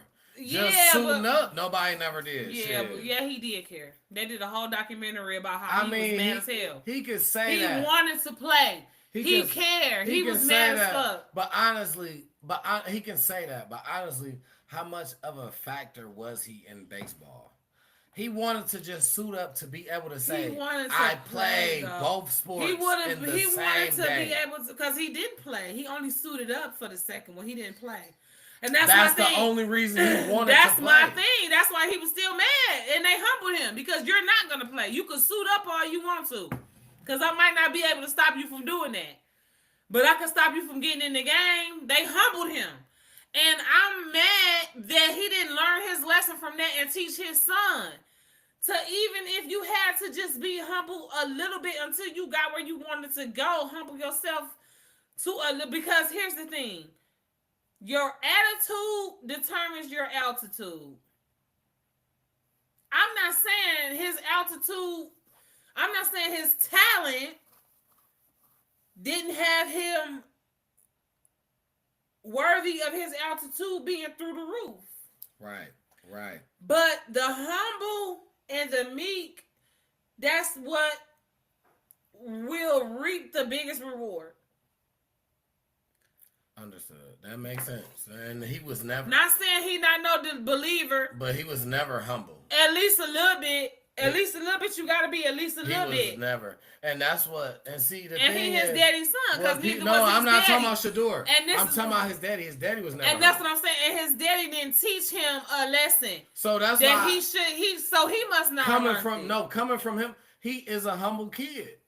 He's not coming out here talking about he the best. What he said specifically. Everybody's gonna build up their draft. And I understand that, sis. She said, "Why we gotta humble ourselves when it comes to our abilities? They didn't do that to the Manning family and their father." They didn't, right? Manning told. He said specifically that his son wasn't. He got Eli Manning, or was it Peyton? One of them got drafted by the Chargers. Eli got drafted. He said He said his son is not playing over there. Instantly. Some trade shit went down, and the nigga ended up on the Giants. He didn't play a fucking down for them. Ain't nobody say nothing. It was cool. Oh, you standing up for your kids. Oh, we like that. Deion said the same thing. He said what he said specifically. He said, he said, it's not that I control my son. He said, it's not that I control or whatever. They said, so I think it was Jennifer Hudson, whatever. He was on the show with somebody. It might have been Jennifer Hudson. It was somebody. She said, so are you going to pick where he going to play or something? He said, no, I can't tell him where to play, whatever. She said, I could just tell him where he not going to play. You know what I'm saying? Like, that's my son. I already been here. I mastered this. I know where the BS go down at. I know where when you get in certain cities, certain towns, it's going to be bullshit with certain coaches, certain owners, you know what I'm saying? Just people around. He like, I just know where it's better at. So if certain places come about, he just know to say, no, not there. We would just, you know what I'm saying? Let's do somewhere else. That's how he, you know what I'm saying? And that's how he portrayed it. He like, that's my son. I'm gonna take care of him. He like, I'm like the navigation. Why wouldn't I? Especially by him being a vet and right. But bingo. But here's my thing though. You could do all that with still letting your son be a little bit more humble, because here's the thing. Your altitude determines your altitude, and it's better to sneak on their ass. See, I don't think it was his. I think it's him. It's not his son that was talking though. Is what I'm saying. So, but see, here's the thing. That's my whole point. That's why my comment was what it was. I wish that his daddy had learned the lesson well enough to pass it down to his son, because not only did his daddy not learn the lesson, he passed the wrong lesson down to his son. And because here's the thing, at this point, you doing your own interviews, right? Contrary to your dad. You know what I'm saying? Not saying that it might not have still bit him in the ass, but he could have been like, not saying that he should have. I'm just saying, you your own man. Come behind your dad and be like, you know, my dad, I love him. He think highly of me, but you know, I'm just grateful to have this opportunity. I don't know I just wanted the opportunity to show what I could do. I don't know. I'm not trying to, toot my own horn. I'm going to let my dad do that. I don't know. So, right, I'm here to tell you must never seen a Shador interview. He's a humble kid. I'll be honest. This is what I'm telling you. He's a humble kid. He's not a kid that goes and just be like, I'm the best ever, whatever. The way Deion was, no, he is Nowhere. So he's paying for his dad then. Basically, basically just like how LeBron's son doing right now, going through that because LeBron. But I'm gonna say this: I don't think it's the same. You know what? It's similarities. You wanna know why I don't think it's the same? Because and we haven't seen Shedeur play a down in NFL yet, like you say. But I don't think it's the same because LeBron's son been playing in the NBA and have not. What you shaking your head? He haven't been playing in the NBA? He's playing in the G League. That's my whole point. He's not good enough. It don't got shit to do with his dad. His dad bigged up him more than he actually was good enough. That's how he got drafted, though. That's my whole point. But Shedeur didn't showed and proved already before he got drafted. His dad is just speaking truth to power, and motherfuckers mad because motherfuckers don't like his dad already. Motherfuckers been trying to humble his dad since his dad was in the league. In a way, yeah, but in a way, no. He showed that he can play. Now, he can play on an elite level. He has raised the level. I'm not saying to throw your dad under the bus. That's not throwing him under the bus. You know what I'm saying? I'm grateful that my dad think highly of me. You know what I'm saying? He's supposed to. And I know how my dad is. You know what I'm saying? So, you know what I'm saying? But I'm just going to say for me, I can't wait to show. I want to, I'm not, if he, or maybe he not. Maybe he's just like his dad. And he was, you know what I'm saying? But at the end of the day, they said that he was arrogant in interviews. Yeah, they was lying. And whatever. But how? I don't know. Well, so how you know that? I know maybe they felt like that. I know he was. I'm gonna give you a case in point. London, October London, right? Before I seen him in an interview, I was a fan. I liked October London, but once I seen him in an interview, I don't like him no more. He arrogant. He not humble enough. If some of the NFL teams felt like that about Shedeur, then he might have talked himself out of his money. You just told me you never seen an interview. That same interview that I never seen an interview. I'm talking about an October London. I was giving no. Well, I'm talking about Shedeur. So that same you but can I'm go talking and about the TV interview and the interview with them people might be different. You can go and look the interviews up that everybody had during press conference. So now the thing they was talking about the interview to whether or not they want to draft him. So now the thing is the interview with the scout, not a press interview, right? What a coach said was, I asked him something about, and he was not prepared, and he didn't like that. I asked him, and he wasn't prepared, and I didn't like that he didn't like it. I understand that, right? Totally, right? Johnny Manziel was much more arrogant.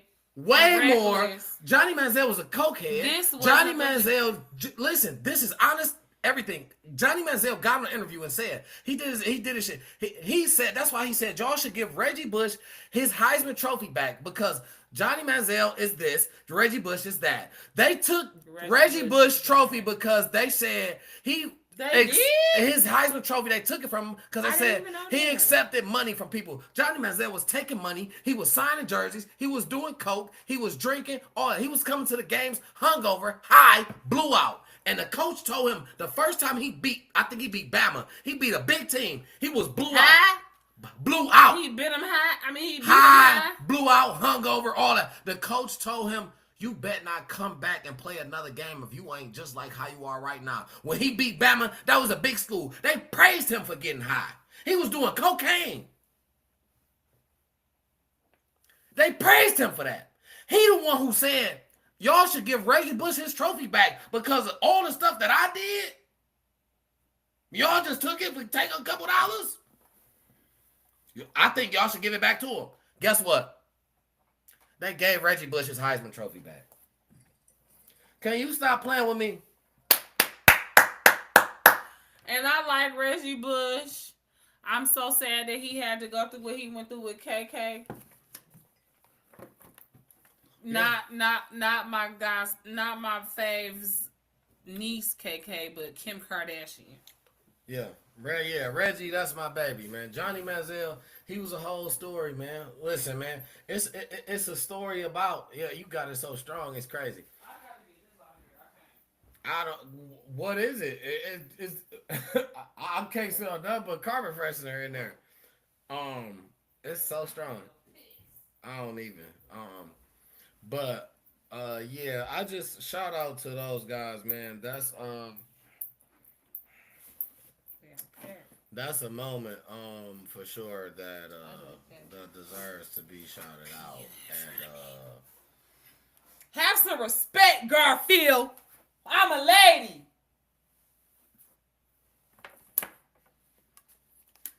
I don't even think I still can't even. There's so much powder I smell. It's crazy. Don't say powder like we up in here snorting. You talk about cocaine one minute, then you talk about powder. We talking about Pet Fresh, okay? That shit is strong. I don't know. How It you smell good. It smell.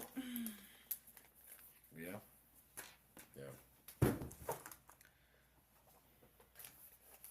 But yeah, shout out to those guys, man. Shout out to the NFL draftees. For sure. But yeah, I just don't. I don't like how they try to do my boy, but you know, I don't either, feel but like he he's- gonna get in and he gonna perform. Be blessed to be a blessing. When And at it's- no point was he when ever it's humble. his turn, Hold on. Sis said something. She when said. it's his turn. No, I'm not definitely throwing gonna- my. Oh, okay, I saw that part. Hey, Miss Penny. When it's his turn, I feel like he definitely gonna perform. Cause like, And what the fuck happened? Who? Nobody, girl. when it's his turn, he definitely gonna perform. And I just feel like he gonna become a starter in the NFL like his pops, and Go Shadur. he gonna do what he gotta do. And go Shiloh. Yeah, Shiloh too, man. God bless both of y'all. Yeah, shout out to those. God bless the Detroit Pistons. Yeah, man. They cheated. They Period. cheated us. I don't like how we fucking Tired of get y'all cheated at cheating, home. dog. Cheated Yeah, at like home. y'all refs, y'all And broke. then the refs. If y'all refs broke, just say that. They announced that they cheated after the game. It's nothing that can be done now. Like now they want to say, yeah, it was a foul. That means he should have been shooting 3. We was only down 1. That's a win. They played us. I don't like it. I just feel like Detroit sports just get disrespected. Something so crazy. And this got to be something that got to be done. Like They some haters, bro. They cheat our Lions all the time. They cheating our Pistons. Like, what else are y'all doing? I don't watch baseball. Or Red Wings. Right, so I don't know if y'all cheating them or not, which y'all probably is. Not cool, man. That's not cool. They And I almost feel put like me out the bar. I was so damn mad. I know that's right, sis. we need a fair shot. Don't go to jail. We need a fair shot like everybody else, and that shit ain't cool. That we the ones that people would rather cheat than anybody else. Like I don't feel like I hear no other sports team complaining about getting cheated as much. I ain't gonna say they don't complain about getting cheated because everybody say it every once in a while. It's continuous from us, and it's in multiple sports. Because Stop we the underdogs, cheating though. us. We the Stop. underdogs. We the underdogs, and I feel like we the ones that they use to go 7 to get their money. That's To get just their not extra cool, little man. couple dollars. You know what I'm saying? That's a 3 or 4 of that though. Because keep we not cheating finna keep us, playing man. with y'all. What y'all can do is eat a fat one. Oh, I'm sorry. We ain't. They- We Nah, we cause work somebody hard laugh like and shit ain't everybody funny. else. Ain't shit funny, bro. At Ain't all. shit We funny. work hard like everybody else, and we don't want to be cheated, man. Harder if not. Since we on basketball too, I got a moment I want to bring up, man. About basketball player's son, Gilbert Arenas' son, Elijah Arenas got into a car accident, Oh no. and his Tesla, they had to put him to sleep. It was driving him. Was it autonomous? Nah, I think Okay. he lost control. You know, he young. He just signed to USC. He got into a car accident. A civilian saved him, man. Shout out to that civilian, man. Shout out. God bless you. He was in a Tesla. The truck, it locked him in because, it's an electric car, locked him in. So they had to break him out the car. Jaws a lie. Yep. No, it was civilians. You know what I'm saying? Oh. They had to get him out the car, basically. And they got him down. He had a fire hydrant. They let him get down and get in the water. And they said his brain was swelling. So they had to put him to sleep to do surgery on him. Wake him back up. But now, you know what I'm saying, he good now. As far as what I know. He's That's better. a blessing. Yeah, man, shout out to him. Shout out to him. Man. That was a tragic situation. I know Gilbert was going through it. Gilbert, that's my guy. I like to watch his podcast. Okay. Gil's Arenas. I like shout out to Gil's Arena. He even put me up Gil's on Arena. it. They talk a lot of sports, and I know it's gonna bore her fast. I like sports. Yeah, but yeah. I like Lions football. Yeah, they talk about. I like all basketball, but I like Lions football. Oh, okay. Well, then that'll be right for you because they talk about all basketball. So I guess we'll have to go and watch that. But shout out to Gil's Arena. But listen, man. Prayers up for his son, man. Listen, y'all, put prayer together for his son. He coming back pretty good now, you know what I'm saying? Sis said, I'll never drive a Tesla since I heard about this lady that drowned in her shit because it locked her in. I'm super straight. He had the Cybertruck. And oh, really? Girl, bye. Not his mama is Lord. That makes me feel old. Because I was watching her probably like 10 years ago. So I might have seen him on the show. How old is this young man? Elijah probably like 17, I think. Elijah Arenas. Wow. Oh my God. That's hilarious. Yeah. Definitely probably seen him on the show because Gills. All right. I want to take another moment real quick. We're going to run through this real quick. I want to say a prayer for my boy Derek Harmon. He from Detroit. God rest his soul. He got drafted. And as soon as he told his mama about the draft, moments later she God rest her soul. Yeah, she I saw passed that. away. He from here heavily. He went to Michigan State. He started off and then transferred. But, prayers up for him, his family.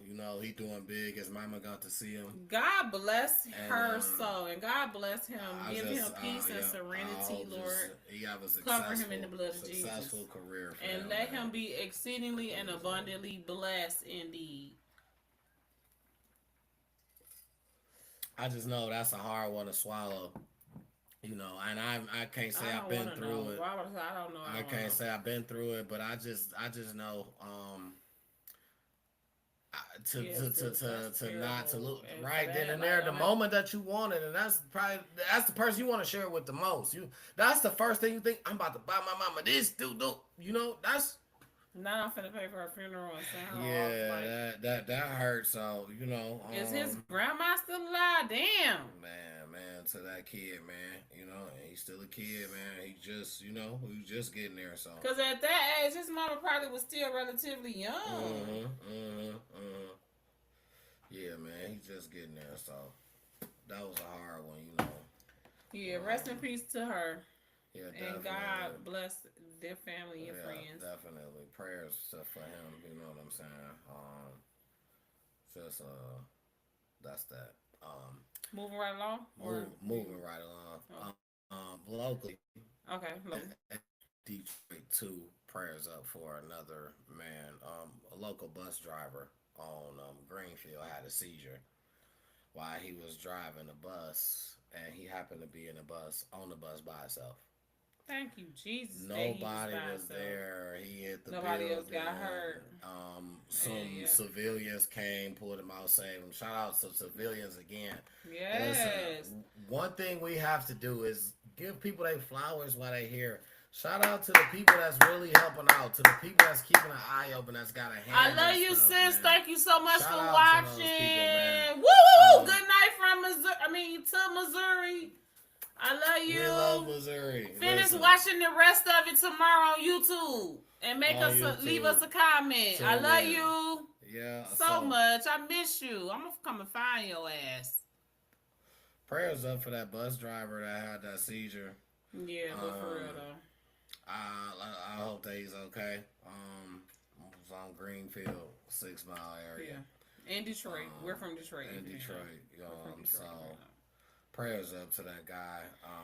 That was a terrible incident. So we don't. Speaking of, right, because 6 Mile and Greenfield is, the neighborhood. You know what I'm saying? That's the hood. And I feel like that's me. Go ahead, dude. Say what you're saying. I'm not gonna stop. Sorry. I feel like later, babe. I feel like I want us to put the neighbor back in neighborhood. Absolutely. That is a thing. That's what we're shooting for. You know what? That's what we're shooting for. Put the neighbor back in neighborhood. When I was a kid coming up, right? First of all, and I feel like there's a lot of factors that took the neighbor out of neighborhood, right? First, one of the most important things that took the neighbor out of neighborhood is the closing of so many of the neighborhood schools and the changing to schools of choice where people sending their kids to school all outside of the direct neighborhood. Yep. When I was going to school, when you was living in a neighborhood, you went to either one of two schools. Yep. Either the school that was closest going that way or the school that was closest going that way. Yep. She's trying to burn me, but I'm dodging it. But that's first of all, pause. Never am I ever. No pause, because that's not gay in no way. I said it's worse than gay. You're trying to, set me Don't on say fire. It again. That's what I mean. You have the fire in my face. Y'all got me fucked up. Fire. It's hot. It's hot like fire. It's warm, gushy. It's after dark. It's lit with fire is what I'm saying. It got a coal on it. It's warm and nice and hot, but it's not burning. Anyway, moving along. What we're talking about. So what we were talking about is putting the neighbor back in neighborhoods, right? So what I was saying is when I was coming up, and you, because we close enough in age, you ain't but 2.5 minutes younger than me. So yeah, we twins, y'all. We twins. So when we was coming up, the school was down the street. You know what I'm saying?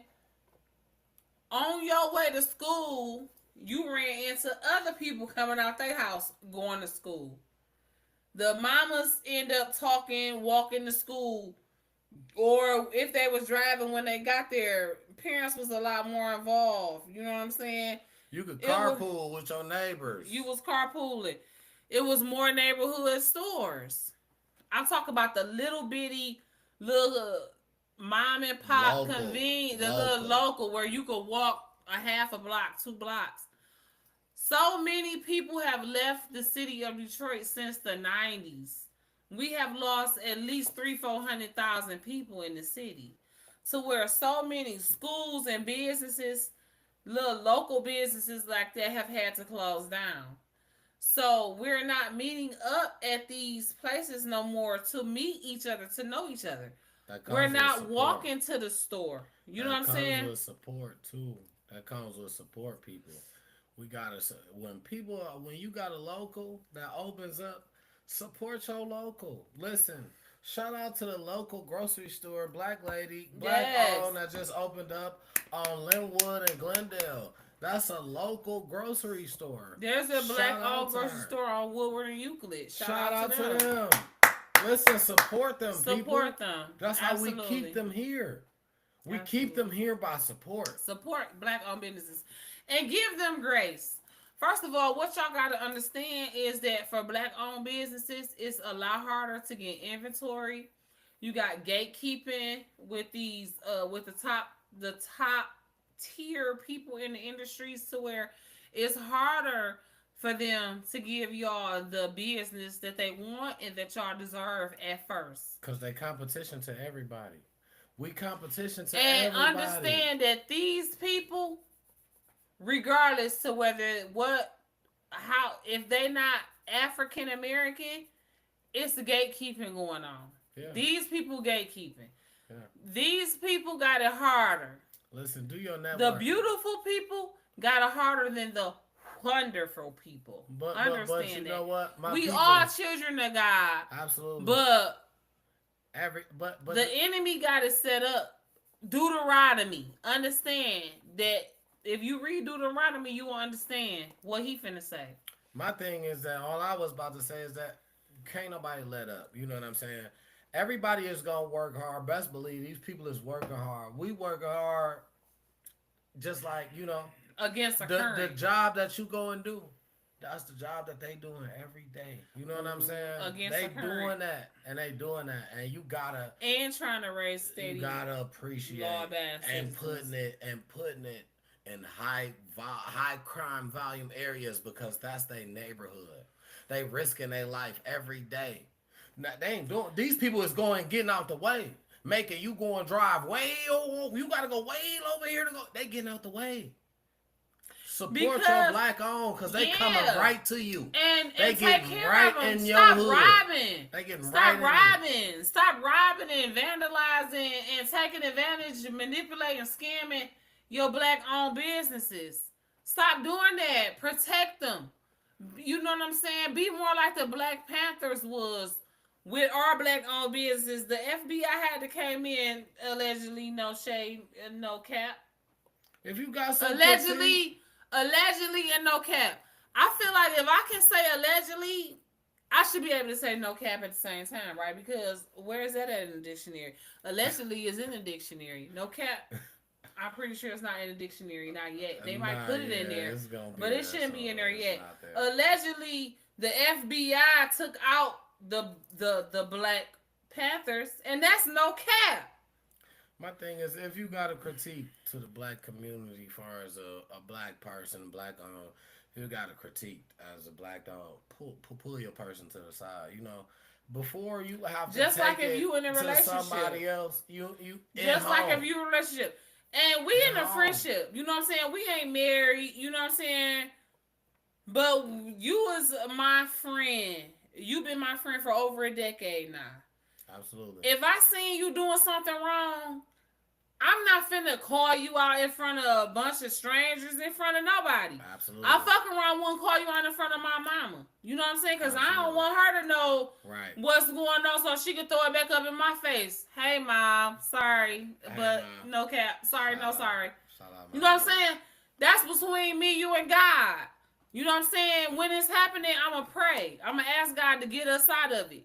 Protect you, give you wisdom so you can say the right thing. The next word come out your mouth, let it be the meditation of your heart and the words of your mouth be acceptable to God. That's what I would pray while I see you in this thing that I can't do nothing about. Let's say you arguing with a man. You know what I'm saying? Right. Let's say you arguing with a man, but I know damn well you wrong because I seen it. Right. I'm not about to be like, no, that's wrong, babe. No, you wrong, babe. Stop. You wrong. He right. What do I look like? Right. That's correct. No, you wrong, T-double. But afterwards, stop. But afterwards, when we get in the car, once I get you calmed down and I get the situation settled and we in the car on the way home, I'm gonna be like, you know what? Fuck that nigga, but babe, for real. Look at this. Look at it like this. I wouldn't even say, for real, you was wrong. But I would just show you what I see. I would show you what I see. You know what I'm saying? I would explain it the way I see it. I'd be like, that nigga was wrong, right? Because 9 times out of 10, he was wrong too somewhere.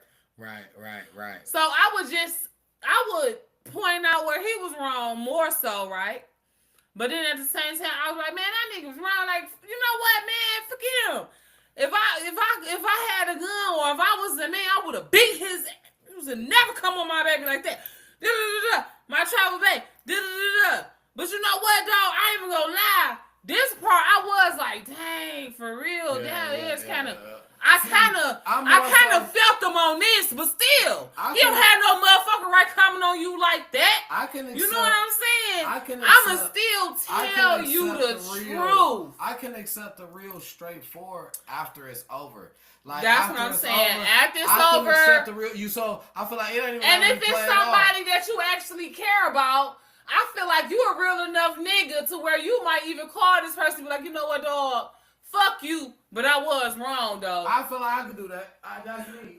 I feel like and I know that's why I fuck with him like that, because you ain't always right, especially we be in the moment. Anger is almost like a drug. You know what I'm saying? Animosity, negative energy, it snowballs. So if you don't have nobody to warm you up with love, or to warm you up with wisdom, or to warm you up with the spirit and the energy of God, with positive energy, if all you doing is you in a cold space and your snowball is constantly rolling down the same hill, it's getting bigger and bigger and bigger, you ain't gonna do nothing but possibly just explode. You gonna hit a wall, right? Because that person doing the same thing. They might be the snowball that you run into, because they snowballing just like you is. Now y'all run into each other and explode. Both of y'all explode. Both of y'all in jail. One of you in jail, one dead. You know what I'm saying?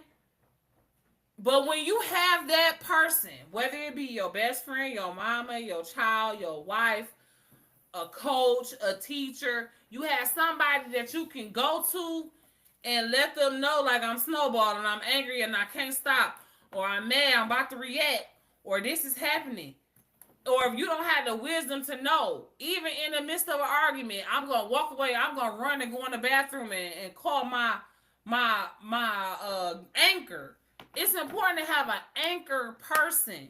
And I feel like when you covered by the blood of Jesus, and when you are focused on God and tapped into him, he'll give you your anchor person. He'll make sure you have him. And I feel like that's what's wrong with Kanye, right? We talked about Kanye earlier. I feel like Kanye lost his anchor person when he lost his mom, right?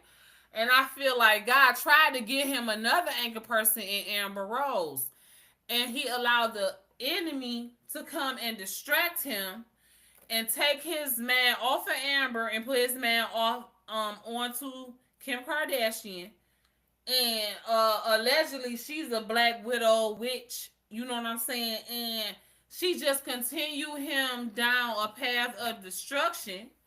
And then once she seen that he was on a downward spiral, that it was going to be very hard to pull him up and stop him from going down from, she jumped off. And now he just going with more and more people that's just helping him continue down. He needs somebody that is grounded in the Lord, that actually cares about him. And I think that, you know, at the time when they were together, I believe that Amber Rose was there for him. Because I believe she ended up being that for Wiz Khalifa. You know, hey, Alberta, I believe, am I saying your name right? Tell me yes or no in the comments, please. I love you. Thank you for clicking on this video. I feel like Kanye should have never left Amber Rose. And I feel bad that his mom died, but I feel like Amber Rose was a perfect match for him. To disrupt other people. I feel like he would have just fucked her up. I don't think so. I think she was strong enough. She would have helped him. She was too focused on where she was going at the time that he was fucked up. She didn't even know where she was going for real. Have you watched her interview situation with Shannon Sharp? Not with Shannon Sharp, but I seen a little bit of her before. You did see it with Shannon Sharp because we watched it together. Did I see that one? Yes. I know I seen some of her before. Yes. I don't see Yes, some of her. I believe he dropped that ball. I believe she was strong enough. I believe she was close enough to his mama. I'm just saying I ain't saying she wasn't right for dog, but what I'm saying is she was too on her trip. She was on her. And he got her on that trip for real. He found when he the one who she got a bigger name because she was with him.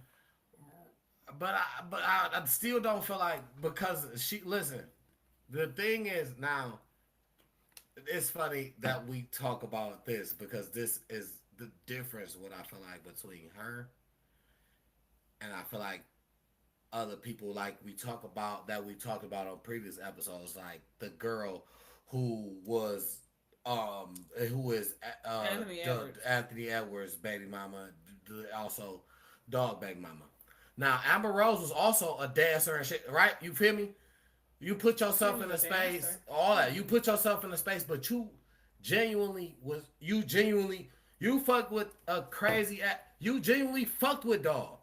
He wasn't crazy yet. Nah, for real. I feel like he always was. It just wasn't like.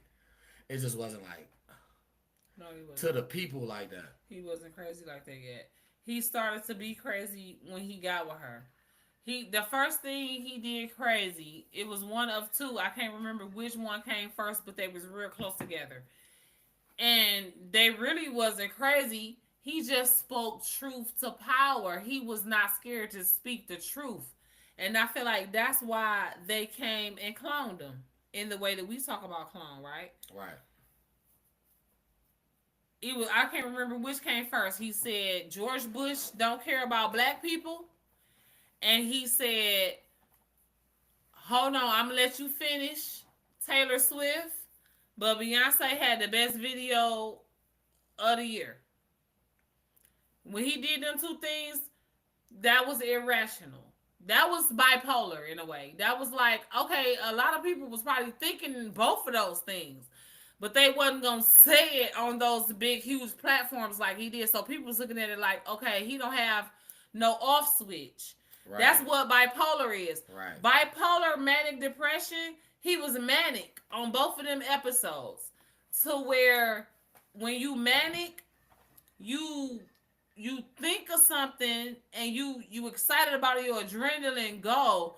But if you not manic, you have that off switch. You have that switch to tell you, okay, this might not be a good idea. But when you bipolar and you manic, that switch is broke. You can't turn it off. So you're going to do what make you feel good because you manic. Yeah. So you're going to do whatever make you feel good. Whatever seemed like the right thing at the time. You don't have that second guess. And it's the same with depression, though. That's why people end up killing themselves. Because, unaliving yourself. Because you can't stop it. Because you can't stop it. You had that thought like, man, this is so bad. I don't want to do this no more. I don't want to be here no more. I'm just about to stop. I'm just about to quit. And you end up doing something, God rest his soul, like my sister baby daddy, and jumping off the bridge. Before you really thought about downtown. Because you ain't really... I mean, not jumping off the bridge, but jumping over into the water downtown. Nothing that was going to stop you from doing it. You ain't had no turn off. You don't have that turn off. You don't have that turn off. But, okay, so... what? And I believe Kanye is manic depressive, but he purposefully ain't getting diagnosed. Or he's not telling us that he been diagnosed because they can't tell us because HIPAA laws. You know what I'm saying? So he'd rather tell you that he was saying his little cousin or his cousin, because we don't know if he older or younger or what. We don't know if the cousin introduced him to it or if he said he introduced that. That's why he said he felt good. He said they was watching it together. They was looking at the magazines together or the movies together, right? But he said he the one who introduced. That's why he felt guilty about it. Oh, I don't know how old he was. You're right. I don't know how old the cousin was. I just know Kanye was 6 to 14. He never spoke about 6 to 14, but he was. So that would make me think the cousin had to been probably a little bit younger or same age. A little bit older. But you showing him something? Like how you showing him something he don't know about? Well, that's possible because y'all is only 6, 7. Let's say if he's 7, 8, right? 7, 8, and you the one who found it. You cool. You feeling like, Or And even see- say if you 6 and he 10. Let's be for real. And- Let's say he's 6 and he 10. He find it. He gonna show it like, oh, look what I found. He thinking that this getting him cool points with his big cousin. The big cousin already on some bullshit. See, because I'm gonna tell you, yep, because he specified this part. You gotta pay attention. He said that his pops had some videos, but he found the magazines or some shit that was in his mama shit, and those were different. So I feel like his The mama cousin had probably the seen mama the had straight. the rainbow shit. His mom had the The mama had the rainbow bingo, the shit. So he LGBTQ. introduced His cousin already to probably the had rainbow seen the shit. regular one. Right. But when he went in there and seen this, Right, like, so he like, cuz, look, look we at can do this. it to These each other. is the two of us, We bro. can do it to each like, other. Shit, It's look, cool. I can They do got it you. on tape. Bingo. And I feel like if you pay attention, he said that specifically, like his mom had the different kinds. And I'm like, what else would a woman have different kinds? It's same old same. LGBTQ. So and I'm like, that's what it had to be in. Or it might have even been like an orgy where it was like, you know, everybody together and maybe not just one-on-one, but whatever. Or he could have seen two of woman on woman. Two good right. And But been like, well, if like, well, they they doing can. it. You know what I'm saying? You young. You 6. You don't know absolutely shit. You hear me? Nothing. We're gonna mimic what we seeing on the tape. I'm so grateful I ain't see no tapes that age, but I had motherfuckers telling me because they probably seen the tapes. I mean, types of. You know what I'm saying? I had family members that was a little bit older than me that had already seen the tapes that told me, like, look, let's do this. You ever did this? Let's try it. It's gonna make you older. And unfortunately, when I was young, my goal was to be older. Like, I mean, everybody. I wanted to be Shit. grown, and I don't. When you Nah, was nah, young, I wanna be in my when you was sophomore young, you era wanted to be and be- older. Everybody wanted to do that. That was the thing that everybody wanted to do. Bathroom break. Yeah, you do that because I'm definitely about to talk some stuff about you because, yeah, sure enough, because, I wanna put, and I've been holding this. I want to put two people in a similar situation because I feel like that. Amber Rose and Baby Girl are too similar. Amber Rose put herself in situations around millionaires as well. She dated Wiz Khalifa, Kanye West. She put herself in a situation from a nobody. She didn't have to have babies and try to get somebody money to be in a spotlight. And that's what I mean when I say you put yourself in this situation because that's what you wanted. The difference is Amber Rose got with niggas and she genuinely fucked with them. But she put herself in this situation from a nobody. You put yourself in a situation from a dancer, whatever you are, a porn star, whatever, you know what I'm saying, adult entertainer, whatever you are, you put yourself in this situation and you became noticeable by people 7 figures, 6 figures, 7 figures. You put yourself in this room with these people. You're not looking to get the ups on these people. You're genuinely looking to say, hey, I like you. She dated fucking Kanye West. I like you. Then turned around and dated Wiz Khalifa. Genuinely, I like you. It wasn't about a money play. So what I mean when you put yourself around people with money and hunt money, that's what you're doing. Is we going back to this same broke ass conversation? No, I was just saying that since we brought Amber Rose up in a situation, I would just wanted to reiterate about that. But I said that's why I waited until you left. But now next, yeah, I said what I had to say about it because I just want to just be touching on my ends because I don't just be saying because you try to make it seem like I just said she was chasing the money without knowing. I didn't say nothing about money and Amber Rose. I literally said nothing about that. That's why I'm not talking about her. We going back to 3 episodes ago? No, it don't matter. We touched down back for the first episode, nostalgia. Okay, that's what you gotta know. But yeah. Okay. If that's the case, Okay, but so no, what I we was talking just saying my piece. That was it. We was done. Now next. Okay, I'll see it in the replay. That's fine. Can we move right along? Or not? That's what we've been doing. Shout out to Moving Cash right Doll and on. Zadarius. I love them. First of all, I love his name. Let's just start there. Zadarius. Like I love his mama. Like what? What convinced her to name him that? I love that. That is so different and black in Detroit, even though he ain't even from here. Like that sounds like some Detroit shit. Zadarius. Man, I love him and I love her. And I'm so glad they're together. And I wish them nothing but love, peace, prosperity, cover their relationship with the blood of Jesus. Lord, let the Lions re-sign him so he can stay in Detroit and they don't have to do no whole bunch of extra traveling. You know what I'm saying? That's Like, probably gonna happen though. But I mean, we can wish for it. But they signed. They drafted. Ada Hutchinson is supposed to be coming back, and we drafted another end from Boise State. He's actually he white. the first Egyptian to ever be drafted to the NFL. Shout out to him. He's Egyptian. That's what's up. So he black. First ever. There's no Egyptian in the He NFL. black. He's the first ever Egyptian. That's dope. Yeah, so Shout out to him. shout out to the Lions for it. Shout out to the Lions, y'all. Go watch For my even solo doing that. video on my GN Checking In Shout TV out to them, podcast. GN Checking In TV YouTube channel. And watch me. I got my Lions jersey on. You know what I'm saying? I love the Lions. Yeah, man. Shout out to those guys. And I love the Motor City Tigers. Y'all just to be on the lookout and understand that they come for the championship. That's what you gotta know. That you better fucking It's know. on the hunt.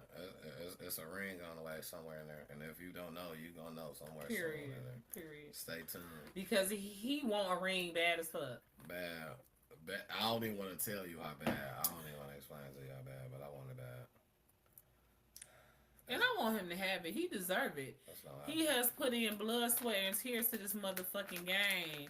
Yeah. You know, I got a little bit. and I deserve to see him get it. So he Absolutely. deserved to get it. I deserve to see him get it. Absolutely. And I'm excited.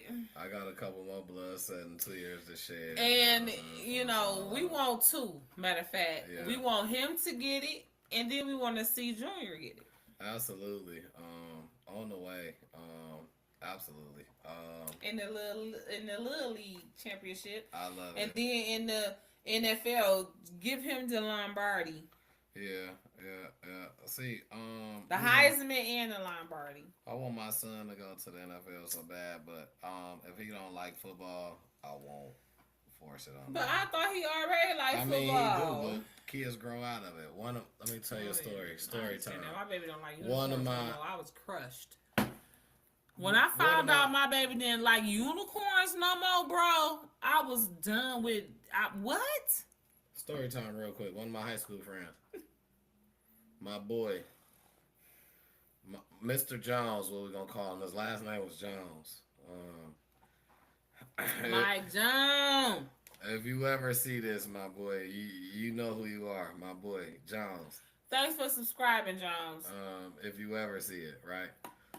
We played for Northwestern High School. My boy, I'm talking about when I say Tank. football to the T, like dress, like I'm talking about every football game that came out, he had it before it came out, pre-ordered. We was at his house. The video game. At video games Man. we was playing. Was there another football game before Madden? What was it called? Tecmo Ball. Tecmo Ball. That was the first ever football game that came out. That was the classic. People would still get together and play that right now. If you know about Tecmo Ball, let me, you know what I'm saying? Leave drop us a comment. Let me hear how much you liked it and tell me. Tecmo Ball was probably one of the best football games ever. It was the first one out. But it was the first one out. But anyway, my boy Jones, Mr. Jones, man. I'm talking about some of that's what we did. He had one of the biggest cribs. His uncle was there. That was uncle. One of the biggest cribs. We get there, play games all fucking day. I'm talking about this nigga was so smooth with it. He would go and adjust the nigga's attributes. And when he go and before we play and he get the subbing in niggas that don't even play, and you get to thinking like, bro, how the fuck you subbing in all the second string ass niggas, the thirst? These niggas ass. No. They really good because he swooped them up. Because we only playing on his game. Like, he swooped them up. Like, this my dog. Unless he swooped them up and he got his shit. But I'm like, man, this nigga crazy. Cause y'all ain't know. Like, we didn't know. Like, we don't play because this his system. Right, so he done swooped them up on. So we get our teams when we think he get his team and he all right, hold on real quick. He about to put his niggas in. He putting all the niggas in. That's good. We ain't know. You know what I'm saying? About to play. This nigga popping everybody. I'm talking about eat 21 zip easy before halftime. If he playing 4 people, at least 2 of them niggas 21 zip. At least. If you score, you get at least getting beat by 21. If you score. Because he cheated. Exactly. Just like how they been cheating the freaking Pistons and how they cheated the Lions. Yeah, that's what they do. They cheat Detroit sports, man. Tired of y'all hoes. We need to fucking start boycotting referees or something, man. Boycott them. Fuck that. We're in Detroit sports. Let us pick our own referees from here on out. Anything that's in Detroit, let us pick our own refs. I don't give a fuck if our refs from Detroit. And they're not. And they're not gonna let us do that. Oh, shit, It sound good, but they're not gonna need to, because why the fuck y'all keep cheating us? Everybody because they getting paid. Everybody saying they cheating us. It's blatant to everybody. Like it's just Stevie Wonder know they cheating us. He seen it. Stop me. Like, come on, like, man, y'all can't keep doing that. And I feel like that's weak. Like, man, I don't know why they want us out so bad. Why they don't like Detroit so much. Why? But you know what? Whether they don't like us or not, Detroit on the come up, man. Shout out to all Detroit sports, man. Detroit on the come up. That's every sport in Detroit, man. Shout out to them, man. Every sport, man. Hey, y'all Michigan Panthers, y'all gotta calm down. Y'all can't be smacking people. I seen a video, Michigan Panthers, y'all smacking people in the audience. Stop doing that. Don't do that. On purpose? Yeah. He smacked the man that was leaning over the counter. Listen, you gotta learn to be professional. And he fired or something? I don't know, because I don't know if all seen it, but it was a video of it that's circulating. A Michigan Panther smacked a fan. A fan was leaning over from the stands talking, and the man reached up and smacked him. He reached up and smacked him. Listen, get professional. Playing. You can just like never, stop playing. you can never do that in no level of professional NFL. No, so you obviously got to not be looking to get to the next level, because the next level people are gonna talk all the time. That's what they're gonna do. Your job is to ignore. Your job is to perform. Your job is to entertain. You don't put your hands on people. That's a case. You go to jail for that. Let's not do that. Let's be a professional athlete. Because even people lower tiers than you have to put on professional athletic type of gestures. Exactly. We have to act like professionals and semi-pro. We don't even get paid. Not saying that everybody does it, but that's what people expect. Mm-hmm. So for you to expect that from the lowest tier, we definitely expect that from you when you get y'all is the role models of the future. Stop playing with me, Smokey. Be the bigger person. Don't put your hands on people. So this is what I was trying to say earlier, but I got distracted. No shade. Pivot, right? Because I don't want to forget. That I was talking about putting neighbor back in neighborhoods, right? And here's the thing. When I was young, we used to have to walk to school, and so that way, right? As you walking, you run into other families walking too, right? Yeah. So when I tell you, I knew people in houses on each side of the street for at least a mile down. From Mac to Warren, I knew somebody at least every 5-6 houses, to where, God forbid, something happened to me, I could run on that porch and knock on the door. Mm-hmm. And they knew who you was. Even if I just knew that kid, I might not have known the parents. But if I knock on the door and the kid would be like, "Oh no, that's such and such. We watch school. She be, you know what I'm saying? That's her down the street. You know what I'm saying?" It's not like that no more. Yeah. Kids is so isolated. People is so mad your own business because I don't want no problems. You know what I'm saying? We need to put the neighbor back in neighborhood so that we can watch out for each other. Parents are so don't say nothing to my kid before they find out what's the problem.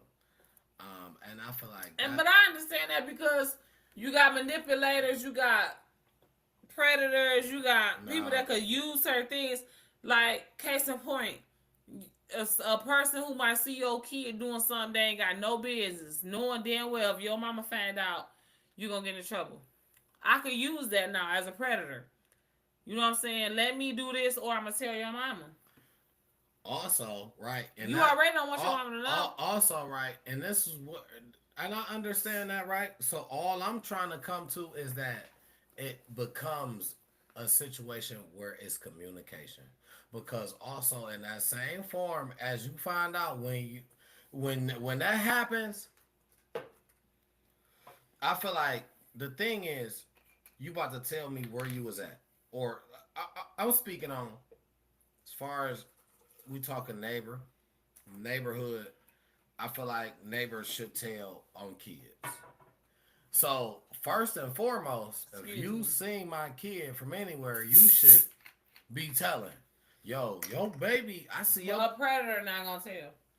A predator gonna see your baby and sneak her in their back door and not tell you they seen her. That's where we gonna understand the difference at. You know what I'm saying? This is putting a neighbor back in neighborhood. We don't know the predators. Why? But that's the thing. Because don't nobody know each other. And that's what I'm saying. Nobody is saying nothing at all. Even the people who do got genuine feelings are not saying nothing. How can you separate? Communication. If somebody is calling telling, hey, I don't know if you know, but your baby over here, and I just seen her, and I just said I'm about to call your mama. That's all I told her, and I called you right now. I see her right here at this location. If somebody is doing that, opposed to, it's like, damn, okay, if you doing that, and I know the motherfucker at the corner that she had to pass by this nigga house, and he ain't saying shit, you kind of decipher. You got to do homework too. As a parent, ain't nothing easy. It's no manual because ain't no kid different. Ain't no kid the same. No two kids the same. Absolutely. So it's no manual. I agree. So your parenting skills only go with the kid that you have. That's as far as it goes. I agree wholeheartedly. So with that being said, you see another kid, of course you don't know how to handle this kid because you don't know this kid. So your very first thing should be alerting somebody that knows this kid. Hey, yo, did you know? Shit, because I don't know this kid. I don't know what to do. I don't know if this is right, if they doing this shit the right way. I'm just letting you know this is what I see. That is a lot of things in one. Or matter of fact, I know it's not right. I don't know if you know about it. It looked like it ain't right to me. Because I had that happen before. It looked like it ain't right. I seen one of my close friends' daughter doing too much on Instagram, and I had to call her and tell her. And she didn't even know she had an Instagram. It looked like it ain't right, so I'm gonna say something. And that's the thing. But right? And I didn't care if the little girl didn't like me, never no more. Because my loyalty is to God and to your mama because that's my friend. Listen, they say protect and serve is for the police. No, protect and serve is for the people. We really protecting and serving without actually getting out. We don't have to get out here and wear a gun and say, hey, yo, put your hands up. Be the eyes and ears. Be the eyes and ears. And a voice. Eyes, ears, and a voice. Yeah, I agree. That's all it takes. Right now it's April, teach your kids financial literacy. It's financial literacy month. It's essay and child abuse awareness month. It's, it's a lot of awareness months. Google it. I'll come back tomorrow and give a rundown. But if you're watching this video right now and I don't have them all, chalk it to my head, not my heart, and go check them out. Leave me a comment below which one is more sacred or more important to you.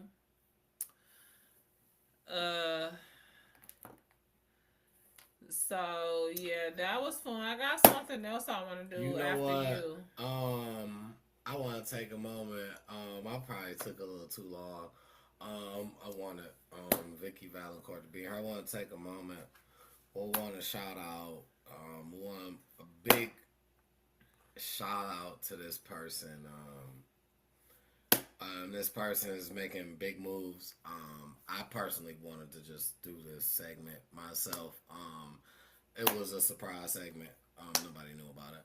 I want a big shout out to this person. This person is making big moves. This person's been on the radio lately. This person is probably going to have radio segments. This person is your one and only, your hostess with the mostest, Jen, checking in. Shout out to her because if you want to check her out, she has been on the radio. And she probably will be doing a radio segment on the regular. She didn't know that we were doing this, so I want to give her a chance to let you guys know. Oh my God, bro! And, I just knew we was talking about somebody. I was like, who's? So I want to give her a chance to let you guys know where it will be if she's doing so. But big shout out to her for representing Time to Talk It Out on the actual radio station. Big shout out. Yes. First of all, shout out to my girl Crystal. I was on AM 1460. AM 1460. You can Google the app that you can listen to it on, or you can listen to it on your radio. Excuse me. She have the Women's Hour every Wednesday, and I'm excited about last week. You could watch. The replay was on today, as a matter of fact. The replay was on today, and I'm grateful for the relationships and the connections that I have gained over the years because they, are beneficial for my daughter. They're beneficial for me and my endeavors, and I'm just grateful that I could, at the very least, be a testimony, be a blessing to them, to just let everybody know Miss Crystal, I met her. She was my first worker, first of all. And if you know, you know. Them ladies be rude, mean. They be acting like that you getting the money out their pocket. Absolutely, you ain't lying. Miss Crystal wasn't like that. She was like, shout out to Miss Crystal. Shout out to your station. We love you here. We love you.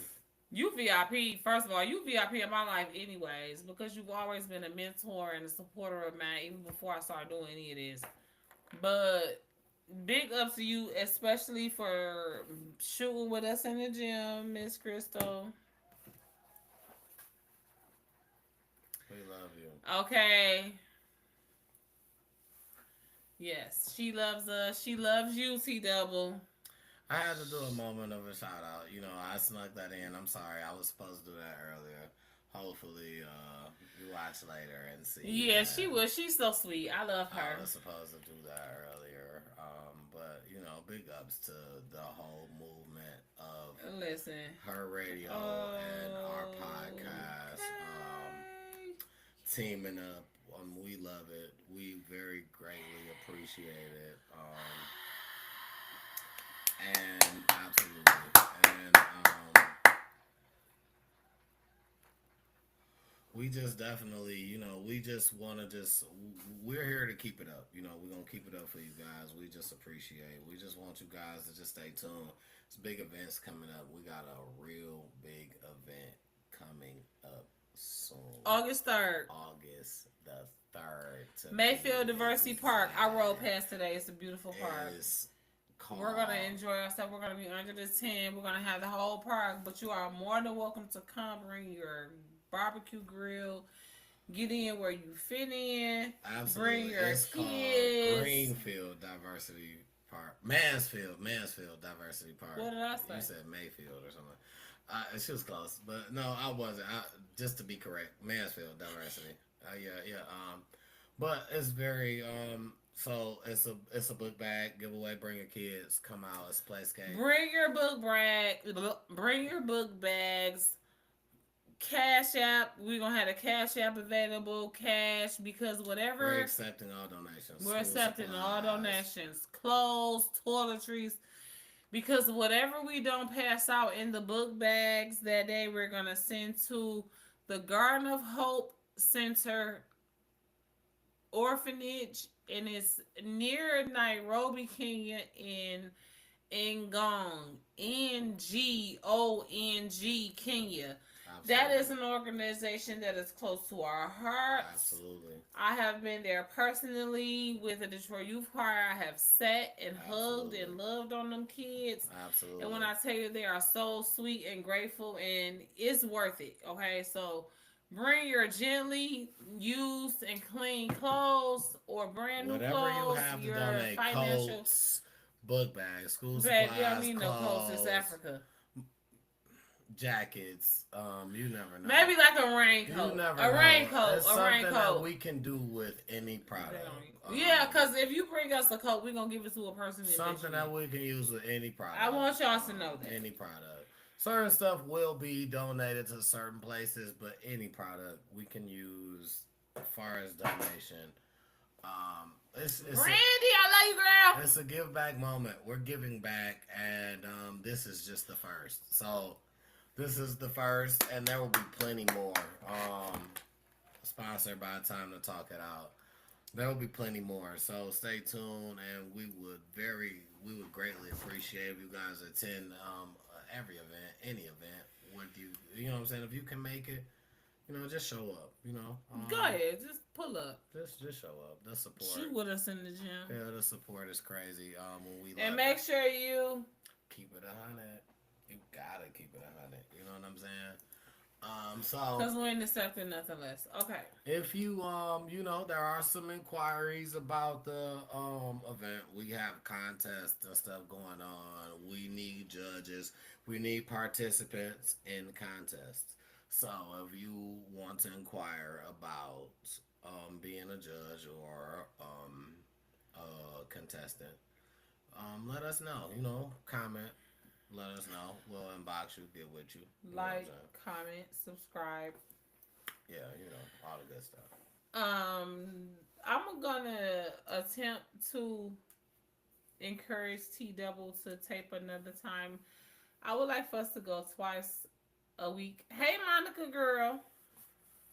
So I'm gonna do my best, but She working. if he don't want to do twice a week, we'll go once a week, and then I'll go by myself once a week. She working Okay. with the twice a week.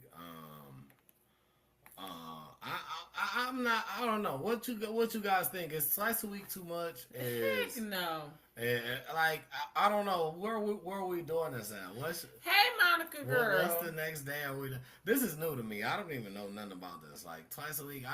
When did this happen? Like what's the other day? Like I know nothing about this. Like, We gonna Google. We gonna find out. You just be open and willing to.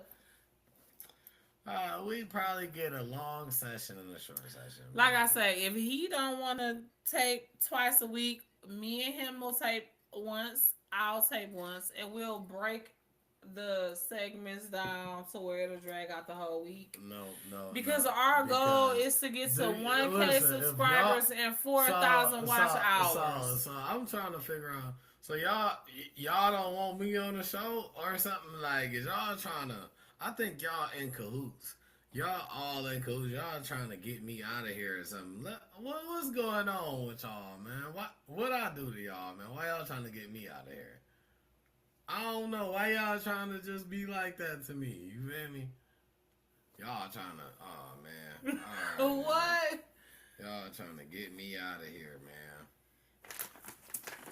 I thought I was shooting with y'all too. I was the one shooting the threes. I made some of them. I ain't make enough. I made some. Coach, I could get better. Just let me shoot some more. I can get better, Coach. They telling me I ain't making enough threes back here or something. First of all, ain't nobody told you nothing like that. They tell me I ain't making. You don't want to talk all of the same type of tea that I want to talk. I'm a lady, despite popular belief. So, I'm a real lady. Like listen, I would listen. show y'all, but they might ban us off of everything. Listen, Riverside, YouTube. Listen. Despite the fact that this video is not made for kids, I'm trying to find something that I can find the most common excuse for to say. You know what? Right here, right. You ever been on the phone with somebody and you be like, you know what? And y'all, cause y'all been talking, whatever. You might have called this person. You know what I'm saying? Cause you genuinely, you might have missed this person. You like, I just wanted to catch up on some shit. Boom, y'all talking. Before you say something, boom, you say ask a couple questions. Boom, y'all catch up real quick. One pause before you already know what you about to ask, but before you can even, because you paused, before you can even get to what you about to say, they like, shit, all right, look, I'm about to shit, let me charge my phone real quick because I'm about to call you right back. The most common some shit that somebody can say to try to make it feel like I'm not trying to get off the phone with you, but I'm just doing this because I can't stay on the phone with you and do this at the same time. That's the most common answer that you just gave me to feel like, nah, like you alright, but you know what I'm saying? It's just that it's this. You alright, but it's just that it's this. You be alright. I don't even know you playing. Y'all trying to get me out of here. I don't even know. Don't do that because I'm that's about not. to be- I had a channel 4 years before we started doing this. I'm about to be Denzel Washington. Did I not? I'm about to be Denzel Washington. I'm about to be Denzel Did Washington. I not have a channel for like 4 years? Do I need to pull up my oldest video on What? Jen Checking In TV? What Denzel say? What Denzel say? Anyways, He moving said, right along. he said,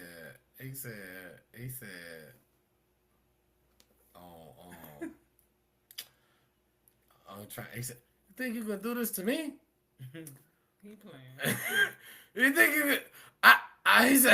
He said, Pelican Bay. How you motherfuckers like Pelican Bay? Shoe program. Fucking time. He said, wait, what did he say? No, it was crazy. On motherfucking training day. That's my shit. I gotta go back and watch it because he went crazy on that one part. Motherfucking Pelican Bay. Shoe program. That nigga said, you locked down 23 hours, some shit. I can't say how he said it. I gotta go back because I gotta see it. My dog is tweaking on there. But that's what I want to tell y'all, Denzel. If I could squeeze that in, we gonna squeeze that in. But if I can't find it, then we ain't gonna squeeze that in. I'm gonna be hurt.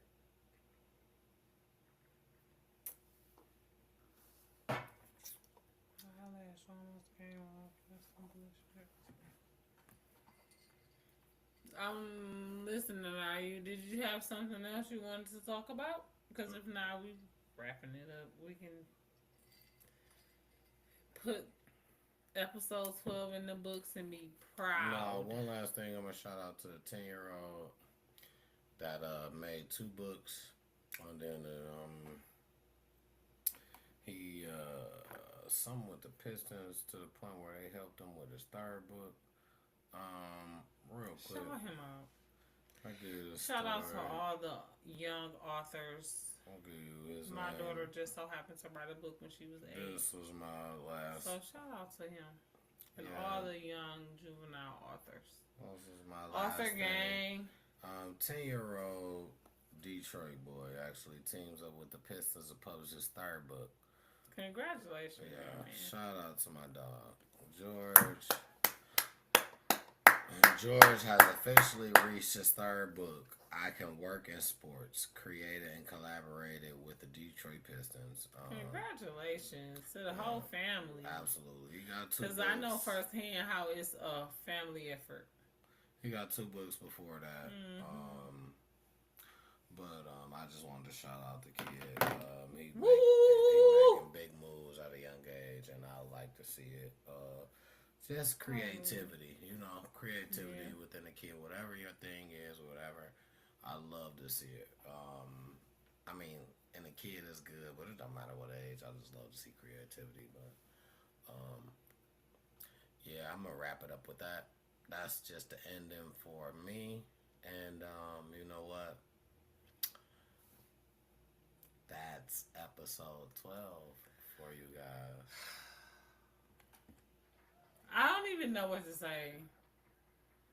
Like, I'm so proud of you, black man. I'm proud of you, Black Queen. We're proud of y'all for sticking with us, hanging with us, shooting with us in the gym. And there's more to come. We would like for you guys to let us know if there's anything specifically that you would like to see. Anything specifically that you would like for us to touch, topics within things that during episodes, maybe once in every few. We are adding things along the way. No, what say? Go ahead. No, I was just thinking we're gonna add this feature to where we can have other people come in, like via Zoom. We are, yeah.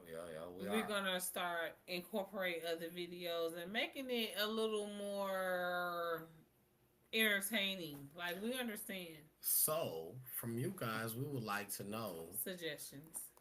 adding people, what kind of topics would you like for us to go into during adding people? Like, what kind of people would you like? Certain people that are into music, certain people that are into poetry, certain people that are out of the country. Like, do you want to see how certain people live? Like, what is it that you guys would like to inquire about that will help us pick the people that we want to bring onto the show? That's very entertaining. That's most important than likes, shares, and subscribers.